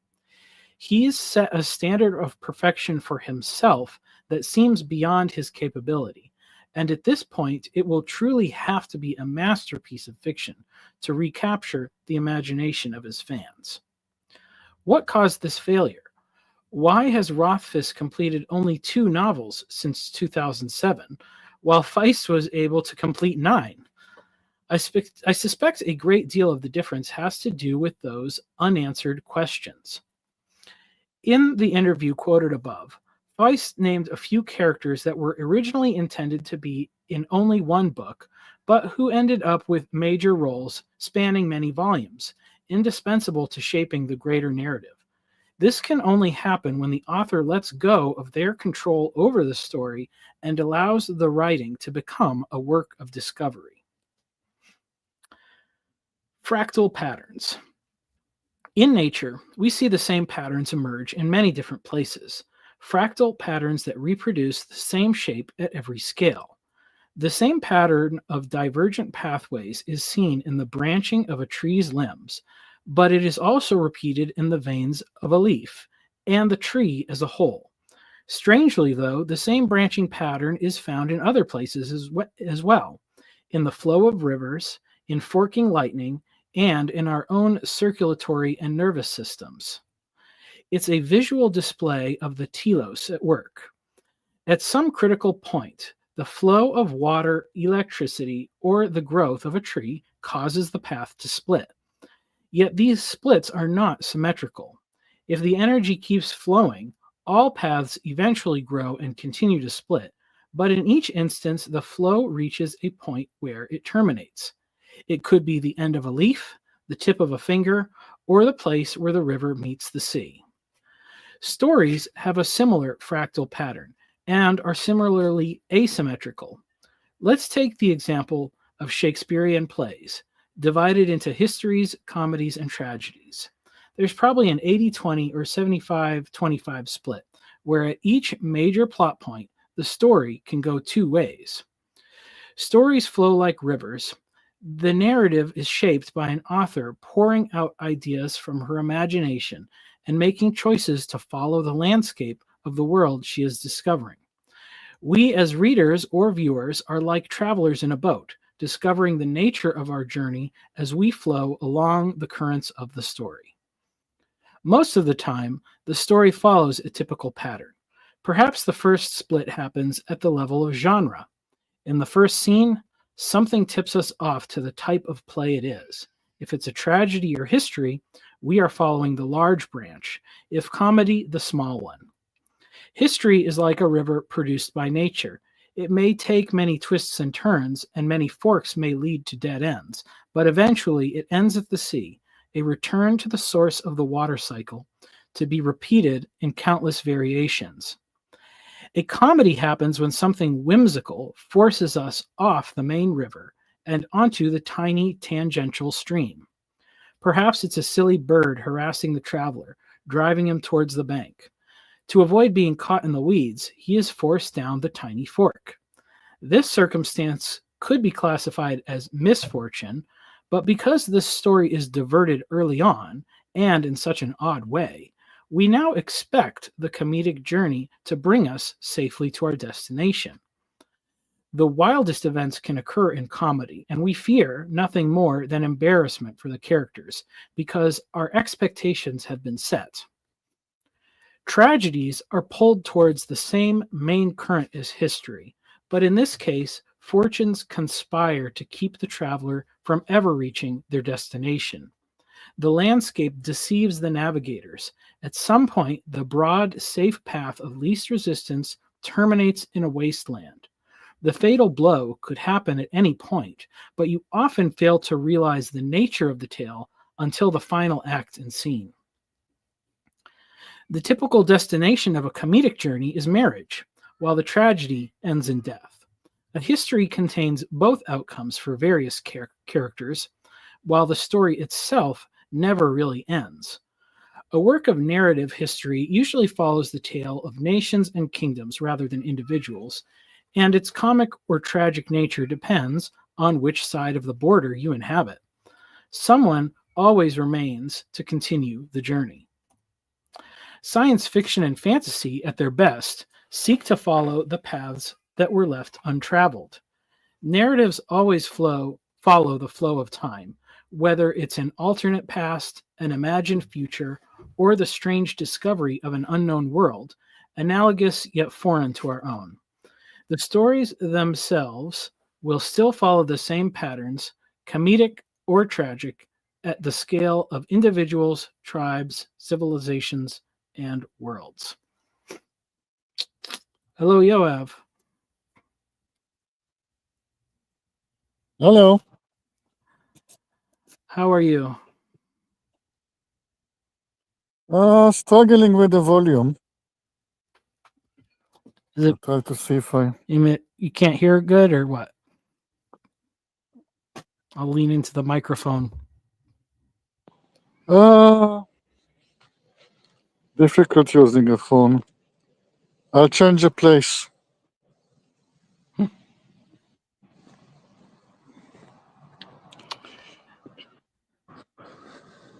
Am I interrupting you in the middle?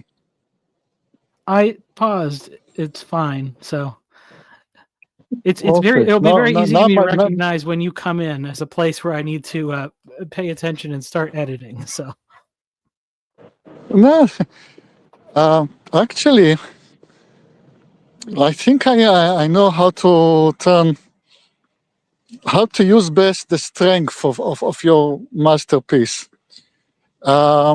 I just realized to what extent it is a self-contained piece, because you're starting to talk about Tolkien, about Lord of the Ring.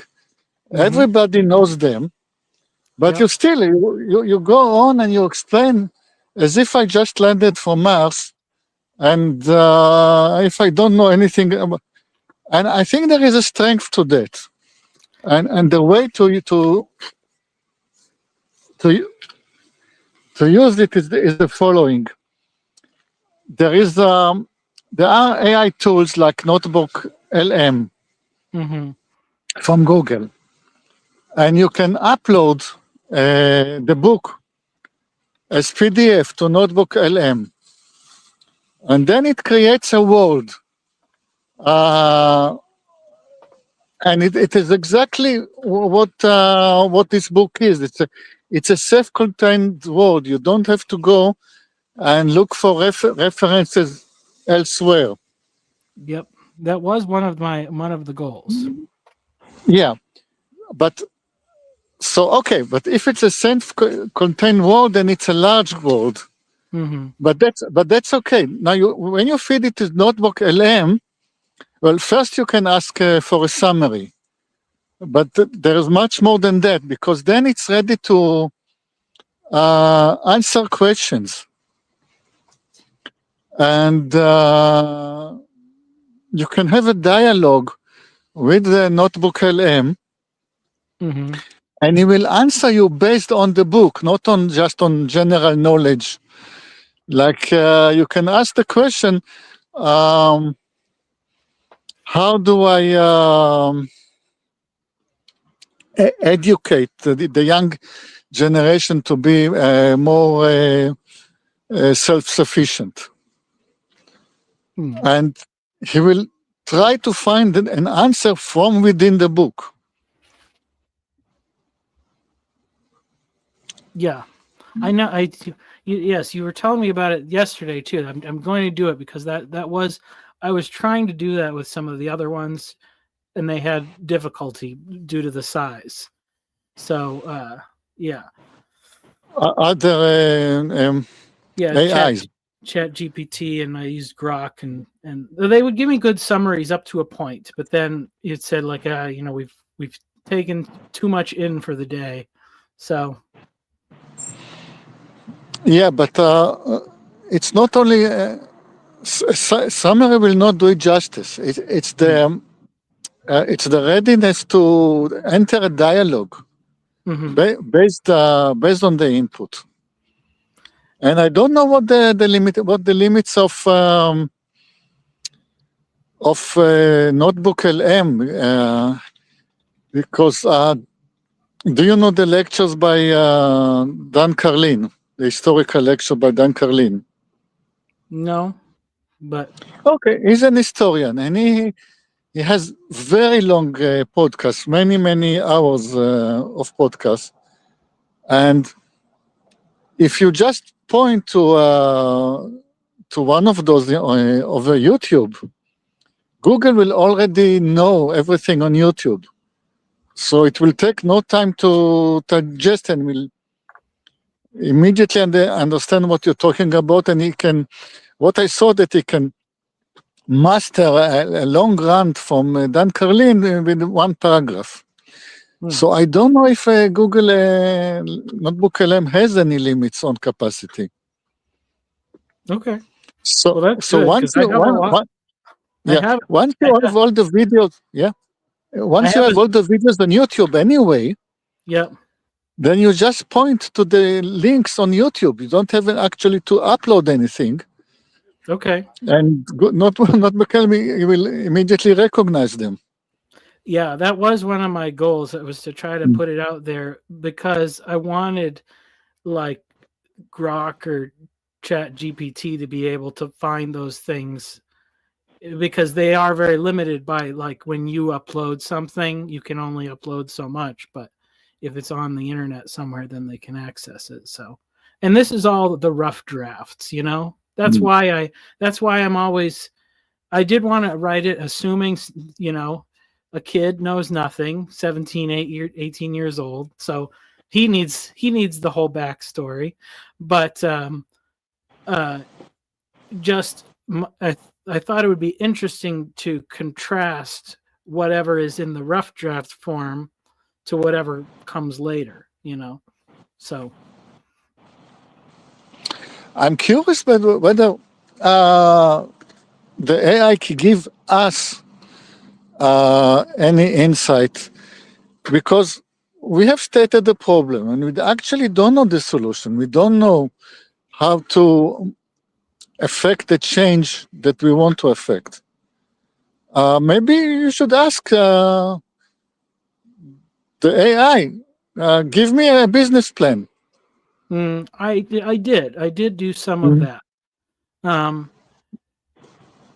Yeah, and it seems, it had some good stuff to say there. It still needs, like, you know, I have no capital, so that's a I have no capital and I'm a bad salesman. So yeah, but have you done it after feeding the AI with the complete book? I did, or at least the large sections of the book. So, okay. Fine. That is what I had to contribute at the moment. I appreciate it. I will continue from. What is your opinion of Lord of the Rings? Is it overrated or? I have high opinion of both of them, Lewis and Tolkien. I don't like Narnia, but I'm not a child anymore. I like his more adult stuff. Yeah. I like the Screwtape Letters very much. That is. Yeah, I mean, I don't think there can be, as you said, cannot be any criticism of the Lord of the Ring until anybody manages to do anything of that caliber. Yeah. Well, that's why I say I don't really have a problem with Tolkien. I have a problem with the Tolkien fans. They're a little annoying. There is a story about J.K. Rowling. In the Harry Potter books, she was trying very hard to preach for tolerance. All of this relationship between the wizards and the muggles. Her point was to teach tolerance to kids. And of course, the books became a great success, and there were lots of discussion groups between fans of the book. And she was coming into those discussion group and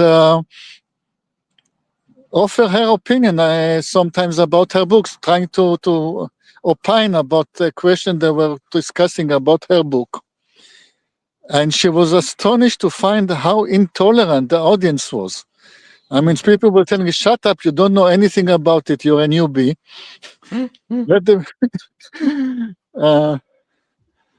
And then, of course, she stumbled about the biggest obstacle of intolerance, but that in real life. But Yeah. that is a very well-known story. Yeah. So very nice book, Harry Potter, but achieved nothing. Yeah. Well, I always thought the limiting factor on that was the way it was like contained to years of school. You know, that was kind of like that was, you know, because I had already read some of these other series when that came out, and I knew a lot of people that were like, "Oh, this is the greatest thing ever," but it was the first book series like that they'd ever read, and to me, it was like, "Yeah, you know, I don't know, it's okay," but that's what you get. I mean, but that's, you know, maybe that's the problem too with Tolkien being at the beginning of a genre. You know, so many people that's your first introduction. You are going to have to compare everything to it, and he didn't leave a lot of room for other people to just take the, you know, his starting point and go beyond him. He made it very difficult. Yeah, that's the problem on standing on the Soldiers of Giants. You don't contribute much to the total height. Yeah. Well, that's why that's my thing is rough drafts. You know, I want people can see all the mistakes. All you have to do is, hey, you can if you can write a book with less mistakes than me, you're already ahead of the game or whatever. You know, you can copy my ideas and make it shorter, make it more concise, fix the errors. I'll be grateful if somebody else wants to do that. So. I don't think that. I mean, no. It's too much of a task. I don't think people will jump on it. Well, maybe not the whole book, but I'm saying, you know, take a chapter, an idea. You know, I do think that's the thing. It's try stuff for yourself. Try writing your own thing. Don't, if you think like, oh, I could never be a writer. Well, it's like if you think you have to create your own language and build a complete world and a backstory, then yeah, you're going to have a hard time ever getting into it. You have to start with the baby steps. So I want to show people some baby steps, maybe to a certain degree. Okay, let's. Fine, I'll be on my way. All right. Have fun. All right. I'll talk to you later.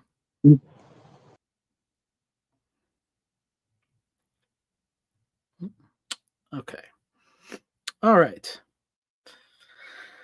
Let's see. The stories themselves will still follow the same patterns, comedic or tragic, at the scales of individuals, tribes, civilizations, and worlds. I think that's where it was. Okay. An act of pure discovery may not always result in a story worth writing down and sharing. The sitcom Parks and Recreation, set in the state of Indiana, devoted part of an episode to historians of William Henry Harrison, the 9th president and the only Indiana native to hold the office.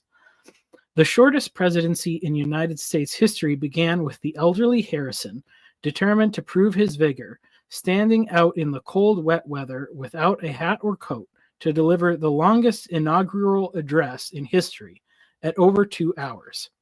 He developed a fever and died exactly 1 month later without performing any major executive functions. In the episode, his devotees spend much time speculating on the question, what if he had worn a coat? Given the blandness of his status quo platform in the decades prior to the Civil War, such speculation is not worth much consideration beyond its capacity to make jokes. Yet a more consequential alternative can provide nearly endless speculation, such as Harry Turtledove's Timeline 191 series, where a single true event, the discovery of General Robert E. Lee's Special Order 191 by Union soldiers, does not occur, leading to a Confederate victory in the Civil War. Turtledove traces the what if through 11 novels all the way to the end of World War II. Whatever kind of what if the author seeks to explore, whether technological or magical, the speculation will lead towards paths of comedic optimism, tragic pessimism, or the neutral exposition of both, as different cultures interact with the same set of problems. Yet, just as we live our lives, the author is bound to the choices he makes, not permanently until it is published, but as he navigates his tale, he will begin to discover that some paths lead nowhere, or they only result in tragedy. He has only a few options to bring a satisfying conclusion to his tale. First, he can go back and take a different path. The farther back the problem requires him to go leads to conflicts with the sunk cost. He may be able to finish a different type of story than what he set out to write, or decide that the very premise was not worth the time. If he chooses to persevere, he can become lost in the wilderness, like Henry Hudson, who was unwilling to abandon his quest and found himself abandoned instead. The second path is to embrace the absurd. This is the comedic path, embraced by authors such as Douglas Adams and Terry Pratchett. But it requires early intervention to be well accepted. If the road less traveled isn't taken early on, the reader rejects the unforeseen intervention of fate as the trope of Deus ex machina, poorly executed. It's an amateur trick to end a book. The third option is to change the world in which the story takes place. This is a powerful tool that is exclusive to writers of the fantastical. Yet it also comes at a cost, because the more that world differs from our own, the less we can learn about ourselves. The author must make a decision about the story they wish to tell. Is it going to reflect reality as they perceive and understand it? Something to be discovered and explored as a true pattern emerges? Or will he instead use the power of creative imagination to construct a world that corrects the flaws of this one? In any event, something will change from our world, but the questions are what and why. It's a natural inclination to imagine a world with safeguards to avoid the particular traumas suffered by the author. It's a natural desire to create a world where the limitations of our own world are lessened or removed, whether they are caused by the laws of physics or the laws of society. But as the number of variables changed and tweaked increase, the possible resolutions decrease. Each choice takes the author further down a narrowing path of deterministic outcomes. Lewis saw that this tendency was not limited to the pages of science fiction, but also affected the scientific projects of society and their possible outcomes.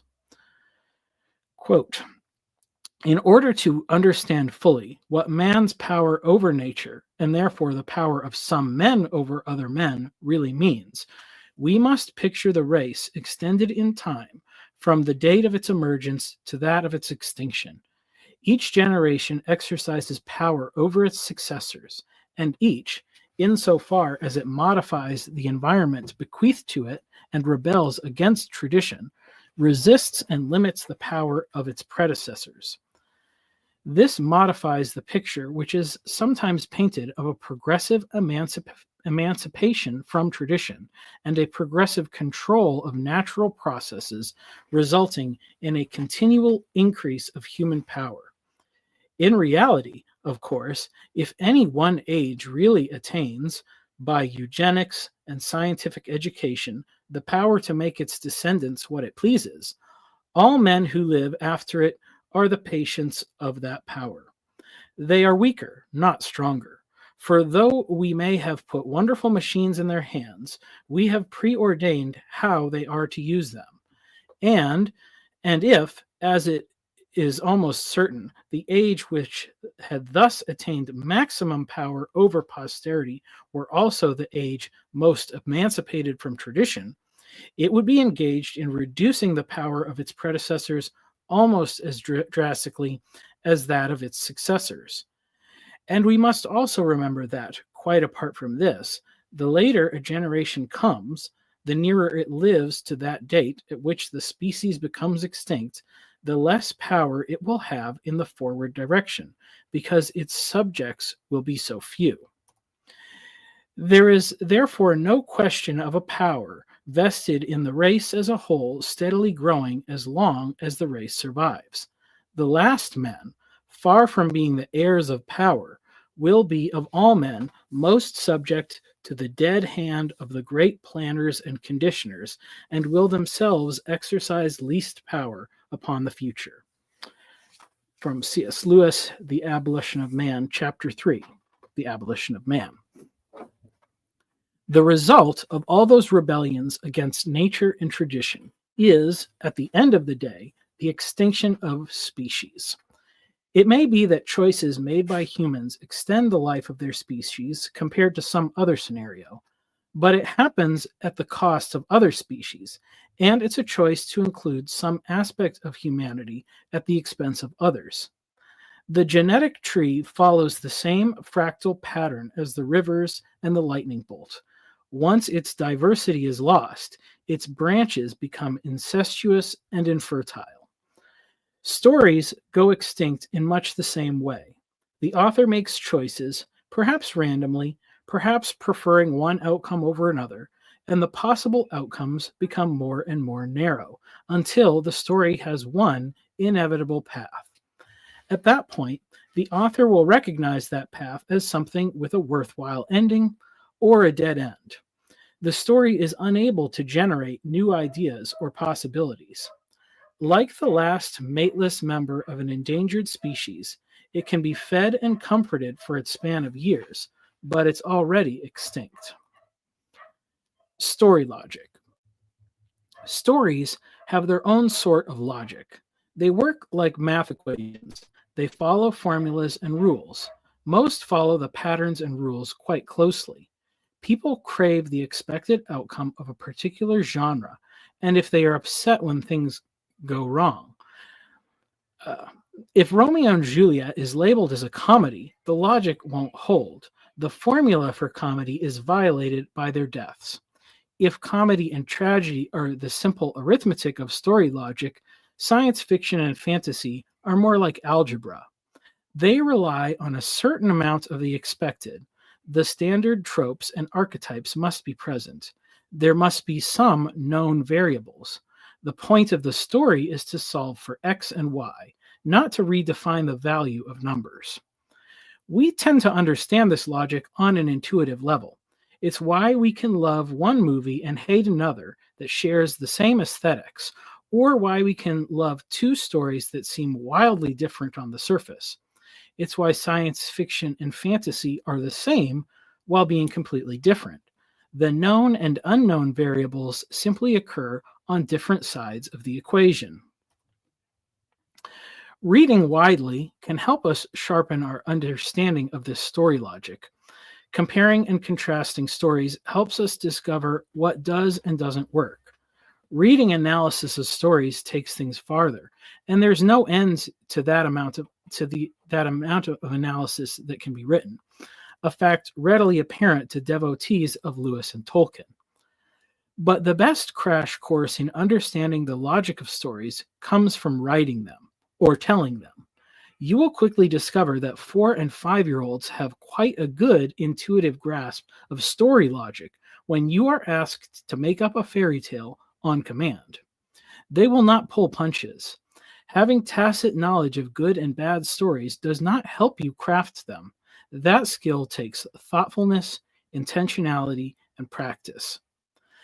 This means that, like math and logic, story writing is something that can be learned. Not all people have the same capacity or talent, but it's something that anyone can improve at. And the process of learning to read and write better stories provides us with skills that have value for understanding and navigating other areas of life as well.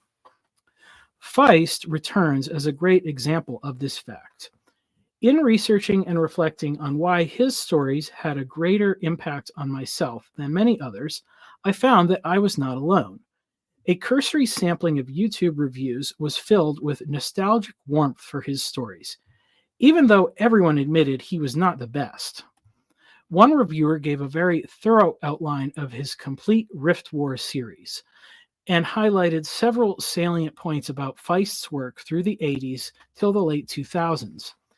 In many ways, Feist became the baseline for good fantasy after the waves of Tolkien impersonators. His stories contain all the classic tropes.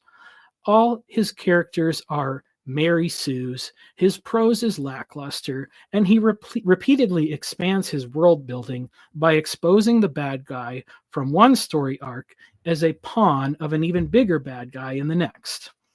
Despite these flaws, his stories remain an excellent entry into the genre, especially for young men, a demographic that Feist has a knack for depicting well.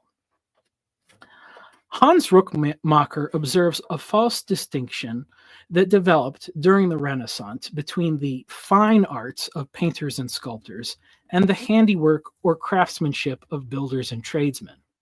Prior to that era, the same men were called upon for elevated and mundane tasks alike. The notion of artistic genius placed the weight of cultural innovation squarely on the shoulders of a talented elite, while sidelining the masses of creative people to lesser tasks. The same thinking has found its way into writing as well, with everyone seeking to emulate the genius of Tolkien. This resulted in the literary equivalent of junior high athletes struggling to emulate Michael Jordan and Wayne Gretzky. But Feist shows us an alternative. He does not consider himself an artist, but a professional, and his writing is the product of learned skills practiced over time. Studying his work and process is akin to learning the fundamentals of basketball and hockey. As an early adopter of the online blog, he shares copious background to the process of developing his stories. Quote, "Okay, so I said I'd post something about how Magician came to be. In the sense I was asked, did you know where you were going when you wrote The Storm Had Broken? And the answer is, by that time, sort of. Magician began as Untitled and later was going to be Rift War, which got dropped as 2SF. The main character was going to be Prince Arutha, who was the first character I got in my head. He sort of looked like Billy Wirth in Lost Boys, a film co-written by my college chum, the late Jan Fisher. Though I didn't know that as Lost Boys came out 5 years after Magician. Anyway, dark brooding, bad attitude, wannabe Hamlet, etc. So the first chapter is pirates raiding Cryde. Arutha gets knocked into the harbor, Cryde burned to the ground, Arutha's family killed, except for his sister, who's kidnapped. So off we go to save sister. Wait a minute, it's his sister, so no love interest? This was before Game of Thrones, so save the smartass remarks. He needs a sidekick, a Sancho to his Quixote. Enter Pug. But wait, who is this kitchen boy, and why do we care about a kitchen lad in love with the princess? So Chapter 1, the pirate raid, becomes Chapter 2. And the Chapter 1 you've read becomes Chapter 1. So my father, the writer, producer, director, told me when I was a kid, give the audience someone to root for. That's Barrack for all you Aussies, and again, save the smartass remarks.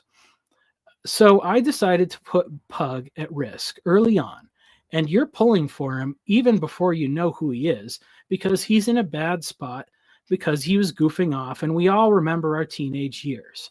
So introduce Meacham and Colgan. About this time, my friend Steve Abrams asked what's the book about? And I tell him, and he says, why don't you tell the story about how the greater magic came to Midkemia? As I have no idea how that happened, I say, how did that happen? He says, through a magic rift from another world. And then adds, there were 5 wars, actually, and so that begins. Now I have to turn a kitchen boy into a wannabe magician and the pirates into raiders from beyond the rift. As to the reason why his friend Steve was the authority, was that the end of the quote? Okay, that's the end of the quote. As to the reason why his friend Steve was the authority on what happens in this story, it's because the majority of Feist's work was based on a world created for a role-playing game developed by his friends. This was a common practice in that era, and many novels have been spawned from the tabletops of dungeon masters. Yet Feist turned the tables. The game was forgotten, while his stories remained. By following the tropes and storylines almost to a fault, Feist challenges our current disdain for anything deemed derivative. His world has enough structure to lean on, but it gives us enough unexplored corners to wonder and dream. Silverthorn was an adventurous twist on Sleeping Beauty, and Talon of the Silver Hawk gives a few twists to the Count of Monte Cristo. In a Q&A with fans, he was asked about a world and people he had developed for a 3-book story arc within his larger epic.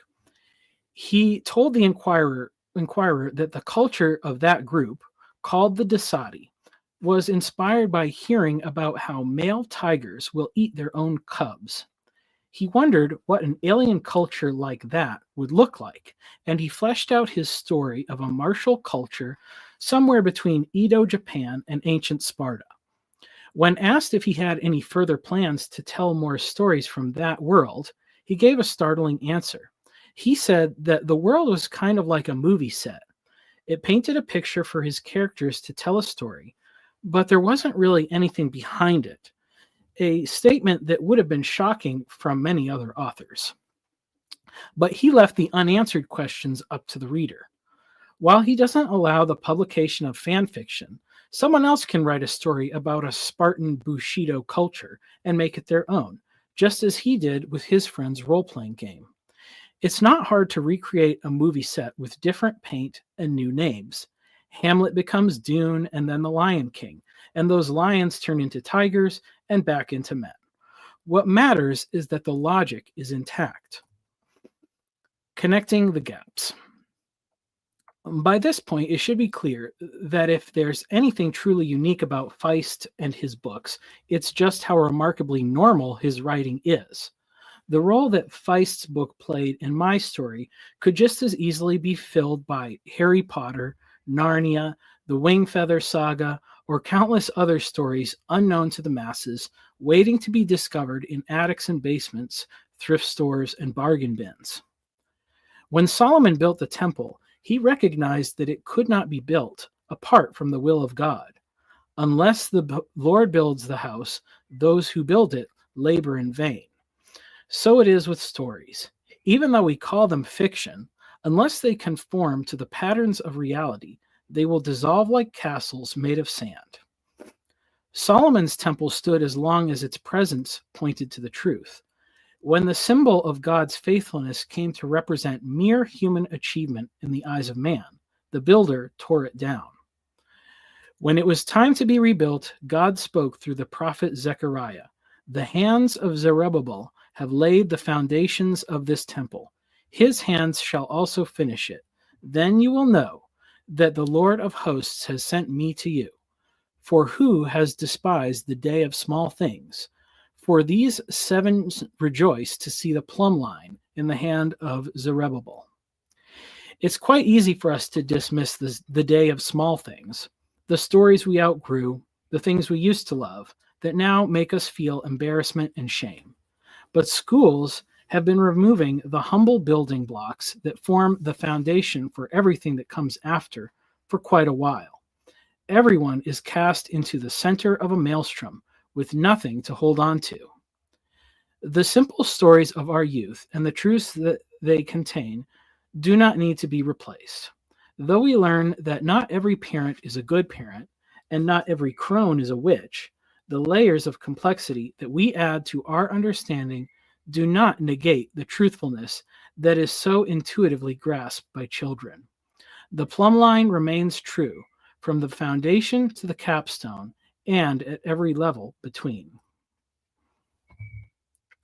The end of the chapter. All right. I will put again the link to see if anybody wants to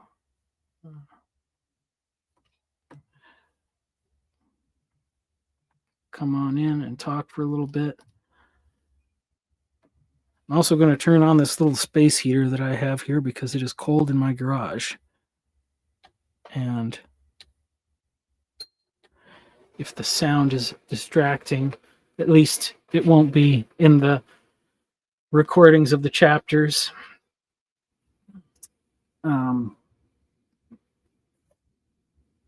Yeah, see what the comments were saying. I knew there was some things in there.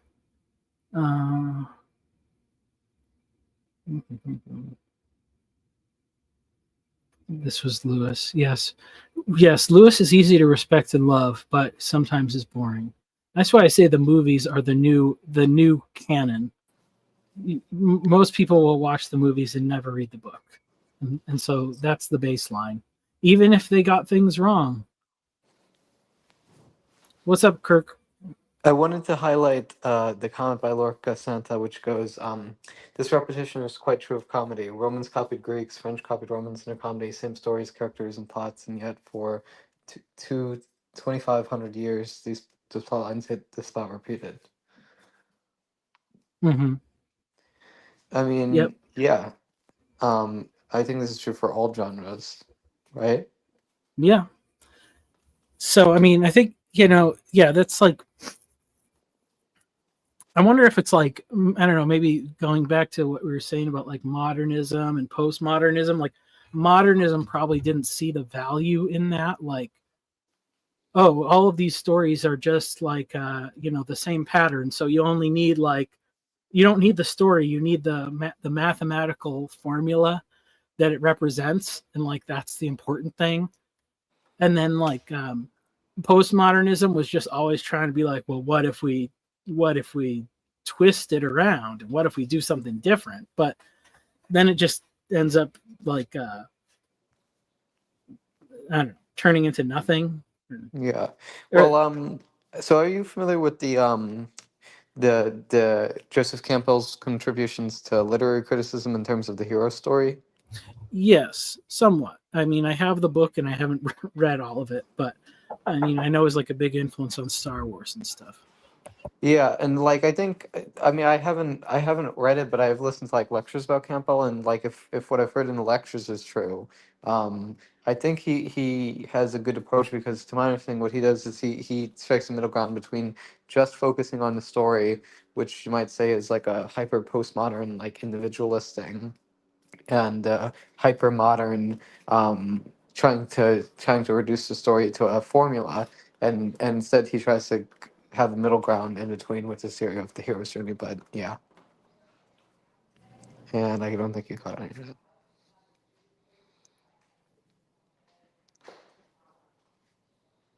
Sorry.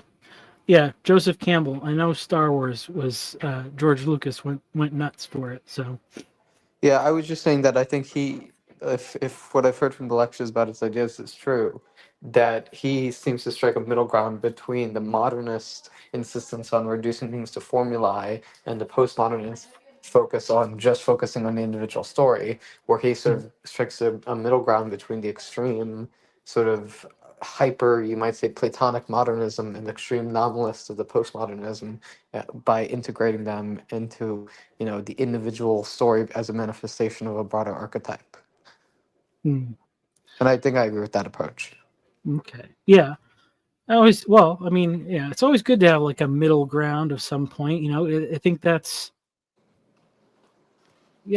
helpful, because then I don't know. I think that's one of maybe the things that bothers me about like people who just like latch on to Tolkien really early on, and then they get obsessed with like the perfection of like this one thing, or and it's not Tolkien's the only one that people do it of, but like if you just get obsessed with like one ideal and you just compare everything to it, and you just are like, well, everything that's different about it is bad, you're not really learning anything, like I value the comparison, the contrasts of these various things.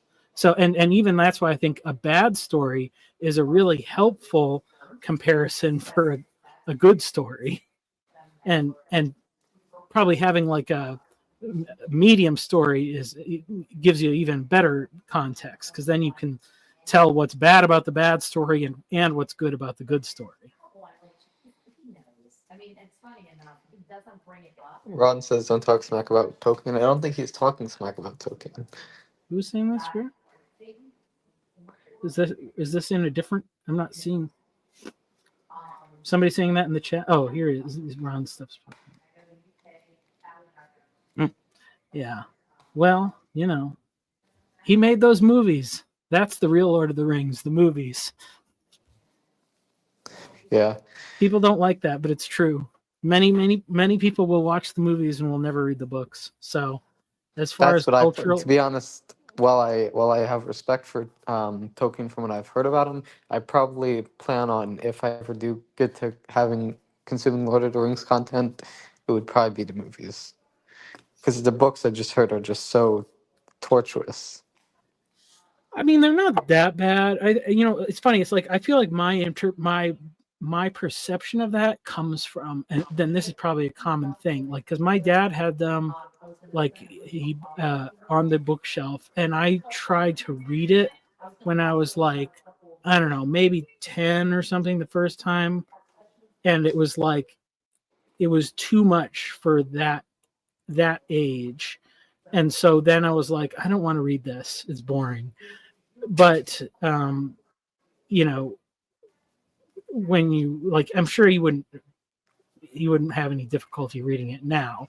And Ron here makes a good point. If you listen to the audiobooks, like the audiobooks it's pretty easy to follow along for sure. It's not like King James English or something. It's not like Old English. It's just a little bit of a drier style. It is like he almost wrote it in a more mythological style. Like there's less like discussion of like what the person was thinking or stuff like that. So I don't know. I guess you could say in some sense it's a little bit more on the like symbolic side compared to like being overly descriptive or whatever. So, but yeah, it's worth reading, and there are things, and that's a good contrast too. Like if you read the books and then you can see like what's different from the movies, even though they did a pretty good job overall. Good enough, I think. Yeah. I'm trying to think. So all the books went through a very rough time in their life. So, did you find the books therapeutic out of curiosity? Tolkien's? Yeah. I don't. It's weird. Like I like them. Like, and it was really fun. Is like my wife had never read the books or seen the movies, so we watched the movies like a couple years ago, and that was fun to like see. Like I realized, like, oh yeah, like because those stories are probably like a bigger part of my like formation of just what I'm comparing and contrasting things to. Than I probably realized. I just got burnt out on like so many people that are like snobs about it. And maybe that's just like, I have my algorithms going the wrong way. And it's also kind of a funny thing because people always like put Lewis and Tolkien together. Like the only thing they really had in common was that they were like actual real life friends. Like their writing is so very different. And the Christianity. Yes, yeah, of course, the Christianity. But like it's like very different personality types, and like a lot of people like both of them, but they are very like just big differences. So so if you really like one, and you might not like the other, and that's kind of an interesting thing. Yeah. Do you and so but you don't have I know you don't pick favorites. But you said that if you had to pick, you'd say Lewis is your favorite. Yes, Lewis, definitely Lewis over Tolkien. Okay. Yeah. You know, I would you recommend I start because I also haven't read Louis Caesar. But should I start with the Screw Tape Letters or should I start with the Narnia? Actually, I may believe it or not, I may have read the Chronicles of Narnia when I was like little, but this was like probably when I was like 6 or 7. So if I have, I don't remember any of it. Sorry, I just had a work thing pop up. What was your question? It was where should I start with Lewis? Because I think I may have read the Chronicles of Narnia when I was little, but that was so long ago that I don't remember any of the story. Yeah, I like Narnia's good. Also, his the Ransom trilogy, as people call it, or his science fiction trilogy. I like the third book the best, and that one's very different. That Hideous Strength, it's actually, you can read that as like a standalone novel. Like you could actually read that one first and then go back and read the other two. Like that's a good way to do it, I think, maybe.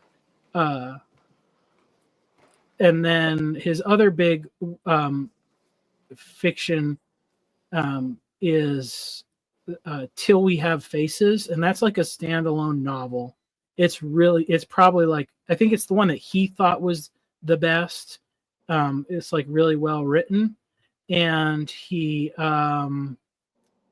it's based on like the story of Cupid and Psyche from the Greek mythology.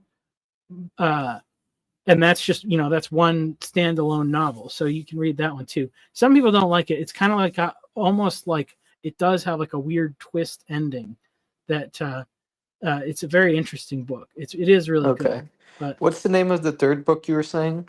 That Hideous Strength. That Hideous Strength. Okay, I'll check that out. So would you say I should start there first if I'm going to go with You Lewis? can. That one. So his other. So that's like the first book in the series is Out of the Silent Planet, and then Paralandra is book 2.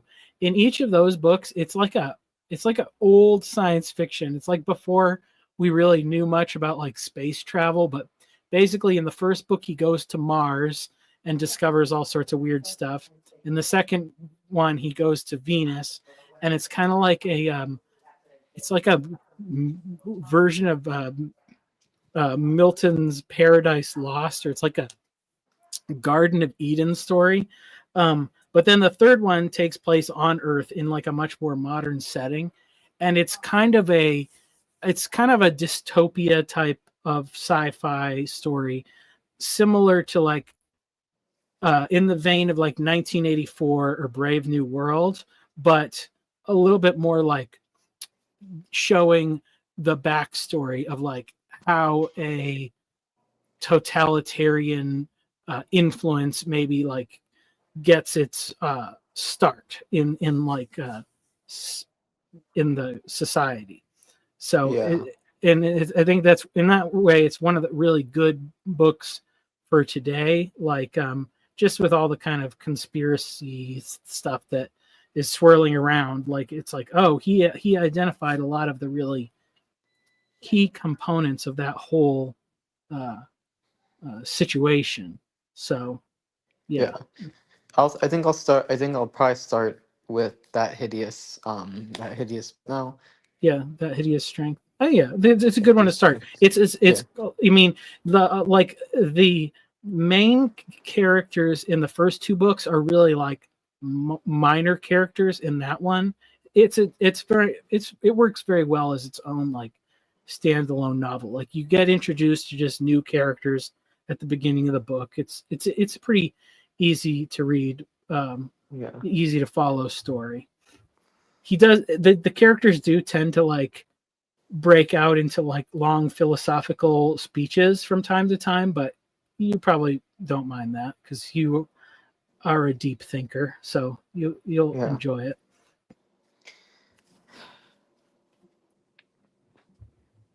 Someone says he likes Philip K. Dick novels. The name sounds familiar. Hmm? Someone says they don't like Philip K. Dick novels.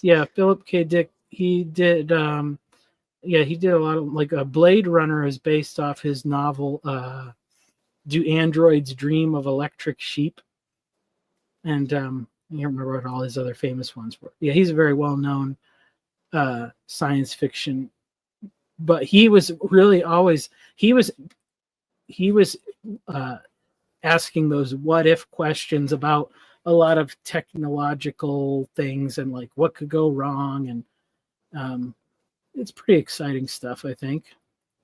Yeah, I mean the thing is, I just haven't cracked open like a non-fiction. Sorry, no, a fiction book. I haven't cracked open a fiction book in a while. Mm-hmm. So while I definitely plan on at least seeing the movie for Lord of the Rings, and I might get around to reading a Lewis book. Getting into literature for someone who hasn't been in it for a while is hard. Just because you have to get into the habit of it, but I'll Yeah, try.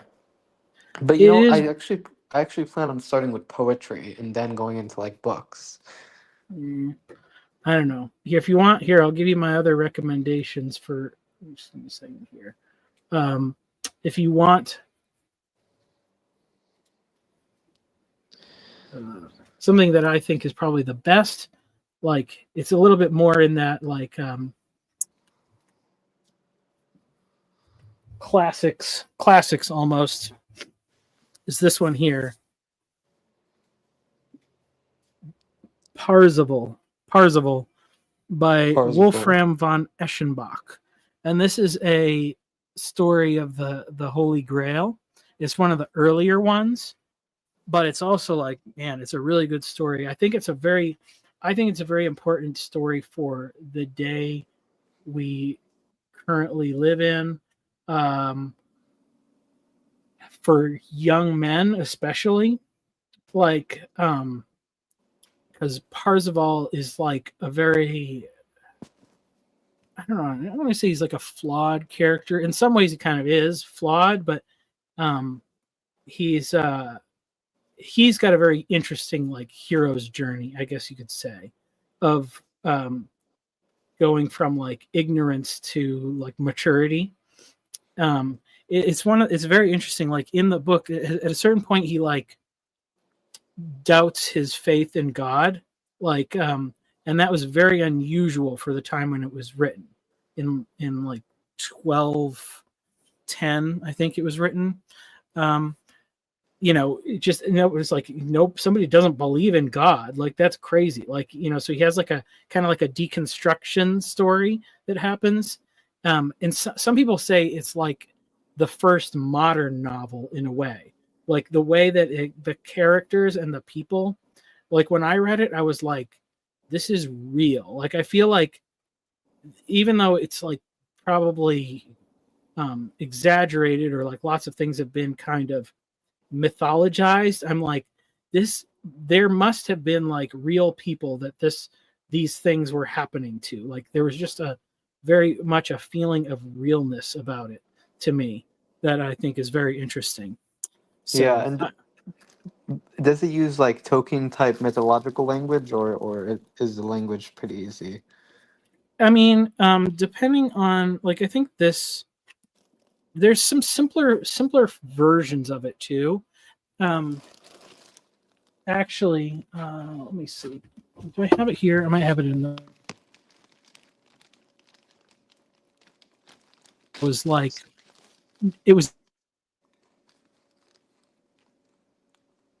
actually like teaching, and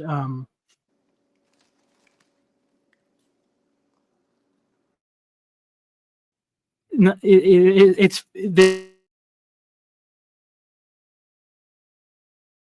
taken from a class, and basically, so either every other chapter, it's going through like you get narrative, and it was a really good introduction to it, and really kind of paraphrased the translation, so it's not like hard to read or anything. You know, 'cause sometimes with these translations of books, you know, people are trying to be faithful to the language, so it can be clunky a little bit. But I'll show you the version I got, and it's really good.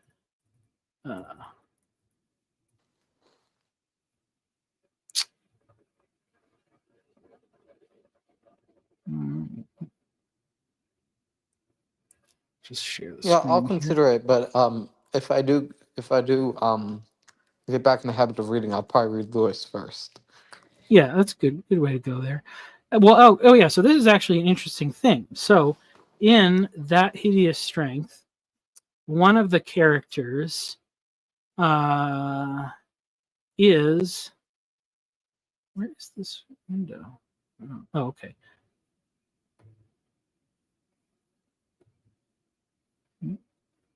Okay, here it is. Here's the oh,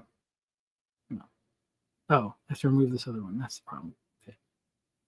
Here's the one, this version here. So one of the characters in Parzival, he is in That Hideous Strength. There's this whole, it's weird. It's like science fiction, but then there is this big King Arthur Holy Grail like element of the book too. Because like one of the characters that is actually like Merlin wakes up from the grave, and like basically the good guys and the bad guys are both searching for Merlin because they want to, well, the bad guys want to like exploit his power, and the good guys want to not, you know, they want him to be the hero essentially. But one of the characters, like the main character of the first two books, he actually becomes the what's known as like the character known as the Fisher King, who is the person that Parzival is supposed to heal in his like quest. So there's a connection there. I remember, yeah. I think that's probably what maybe made me think of it. But that's the great thing about, you know, like a good book and a good story, is that it gives you like all these allusions to all these other things. So once you get into one story and then you read the other one, you can make all those connections. So at any point, that would be a good one. I also want to at some point do a chat stream for the movie that's called The Fisher King, which is a very sort of loosely based on that story, but like modernized. That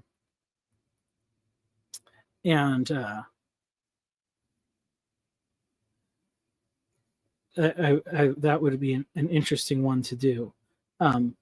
So that there's a movie called The Fisher King that you could watch too. What I put that in your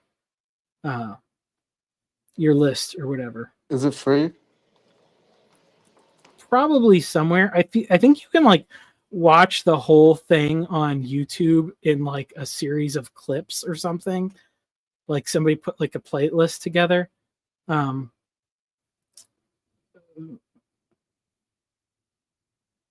Yeah, that makes sense. Yeah, it's from 1991. It's an interesting film. A modern day tale about the search for love, sanity, Ethel Merman, and the Holy Grail.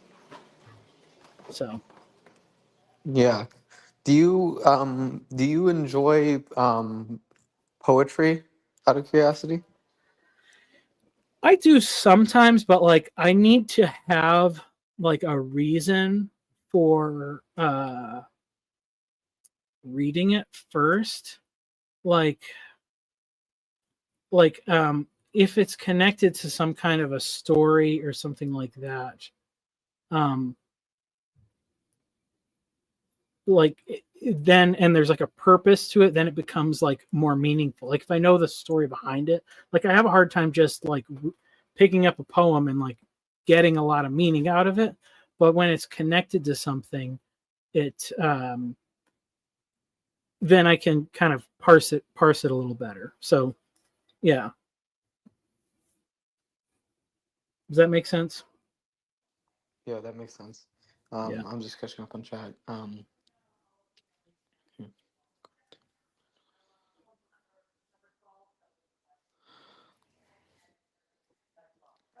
Yeah.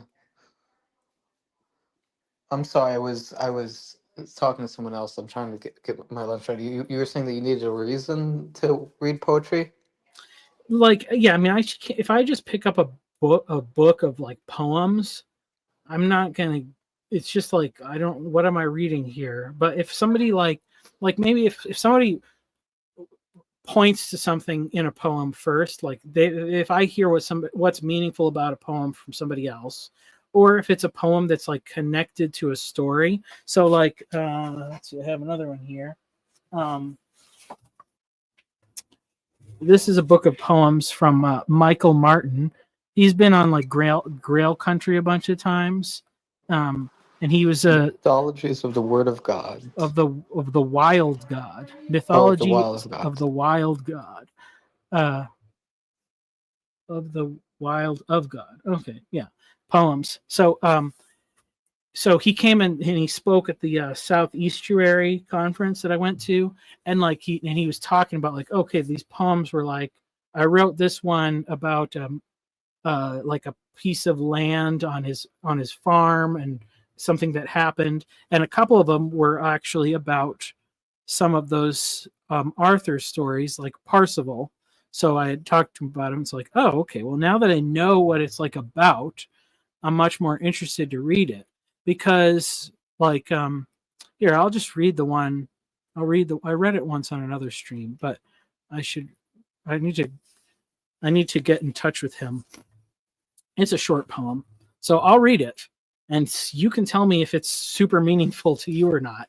To me, it actually was because I realized like it was pointing at a lot of specific points in the book. But it's called The Veil. A trail of blood on the trackless snow, enchantment, memory, vision, the blush that touches the cheeks of the beloved when she comes in from the fields, the voices of children, sparrow song, the whistling of barn swallows, the smell of fresh bread and the morning's milk, strawberries sprinkled with mint. Once, at the house of my mother, I carved a weapon, a javelin made of cherry wood. With it, I would hunt the rabbits of the warrens, the partridge of the hedgerows. But then the great white bird appeared, beautiful and silent, like a ship from God. I lifted my spear and let fly, and she fell to the earth with outstretched wings. The old man of the woods met me at the body and opened the breast without violence. He reached within the silent tabernacle and, with his hand outstretched in offering, bade me take the heart. So, like, there's a whole bunch of, I know there's some stuff that's like allusions to the book Parzival in there. I might not have realized that if he hadn't told me, but it's kind of see it there. And then there's like other stuff that I know some of it's like him looking at things around like his farm, probably with the fresh bread and the morning's milk and strawberries sprinkled with mint. And then there's some other stuff in there. Like I think that the great white bird appearing, I think that's like another poem, The Rime of the Ancient Mariner, that's about some of that like sailor killing an albatross or whatever. So I mean, but if you just like read those words without any context, like to me, it's like I don't know, what does that mean? It's like hard to get into. So, what did you think of it? I thought it was beautiful. Okay. Like, I mean, the problem specific is, or like just in a I just general sense of like, yeah. I yeah, mean, just the way it came together and the prose and yeah, well, I don't know if I'm using the word prose technically. yeah, the poetry, The the poetry. poetry of it. It was poetic. Yeah. Yeah, I mean the problem is just like to me, any sort of fancy sounding thing is going to sound poetic because I'm Yeah. uncultured. Because you're uncultured. Yeah. Oh, okay. Yeah, see, I'm just suspicious of all that stuff. Like when I don't understand it and people tell me that it's cultural and I should appreciate it, I'm suspicious because I've had a lot of snobs in my life. So I like things that you can explain why it's meaningful, like on a more like feet on the ground kind of a way, which I think that his poem really does in some sense because I know he's thinking about this stuff as he's like doing chores on his farm. But if people aren't willing to give that like I don't know, you got to be willing to like pick it apart a little bit, I think, so that people can get into it. So that was kind of going along with the whole thing I was saying about all the stories and why I like even fantasy books that aren't like the best. It gives you a little bit of a context to understand culture and all that stuff. It's like modern art too. It's like when people just tell you it's amazing and it's just like looks like crap. Like, if you can't explain why it's amazing, then I don't believe you. I understand. For me, Yeah. modern art, the problem is it's not even art. Like I don't even consider modern art to be technically art because to me, in order to be art, there has to be some criteria of um, this has like a sublime function, and there's nothing sublime about what's considered modern art. So why would I consider that art? It's just Yeah. a pragmatic linguistic thing.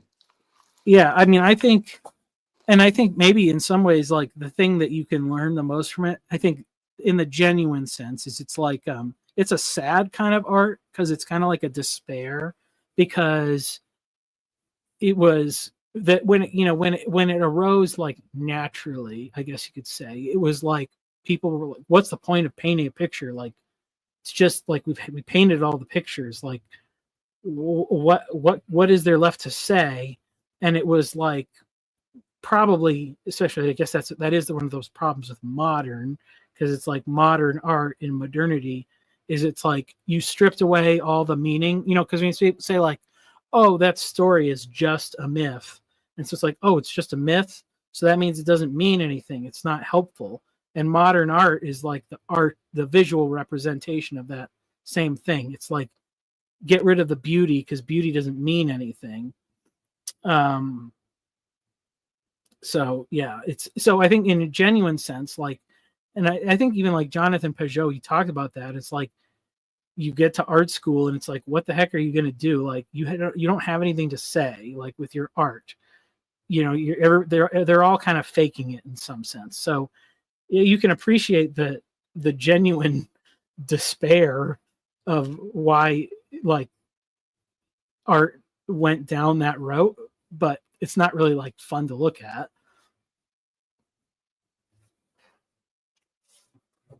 That makes sense. Yeah. Well, it's not just that they don't have anything to say; it's that I think they do have something to say, and what they have to say is that all values are evil. They're anti-value, right? Does Yeah, that make sense? something like that.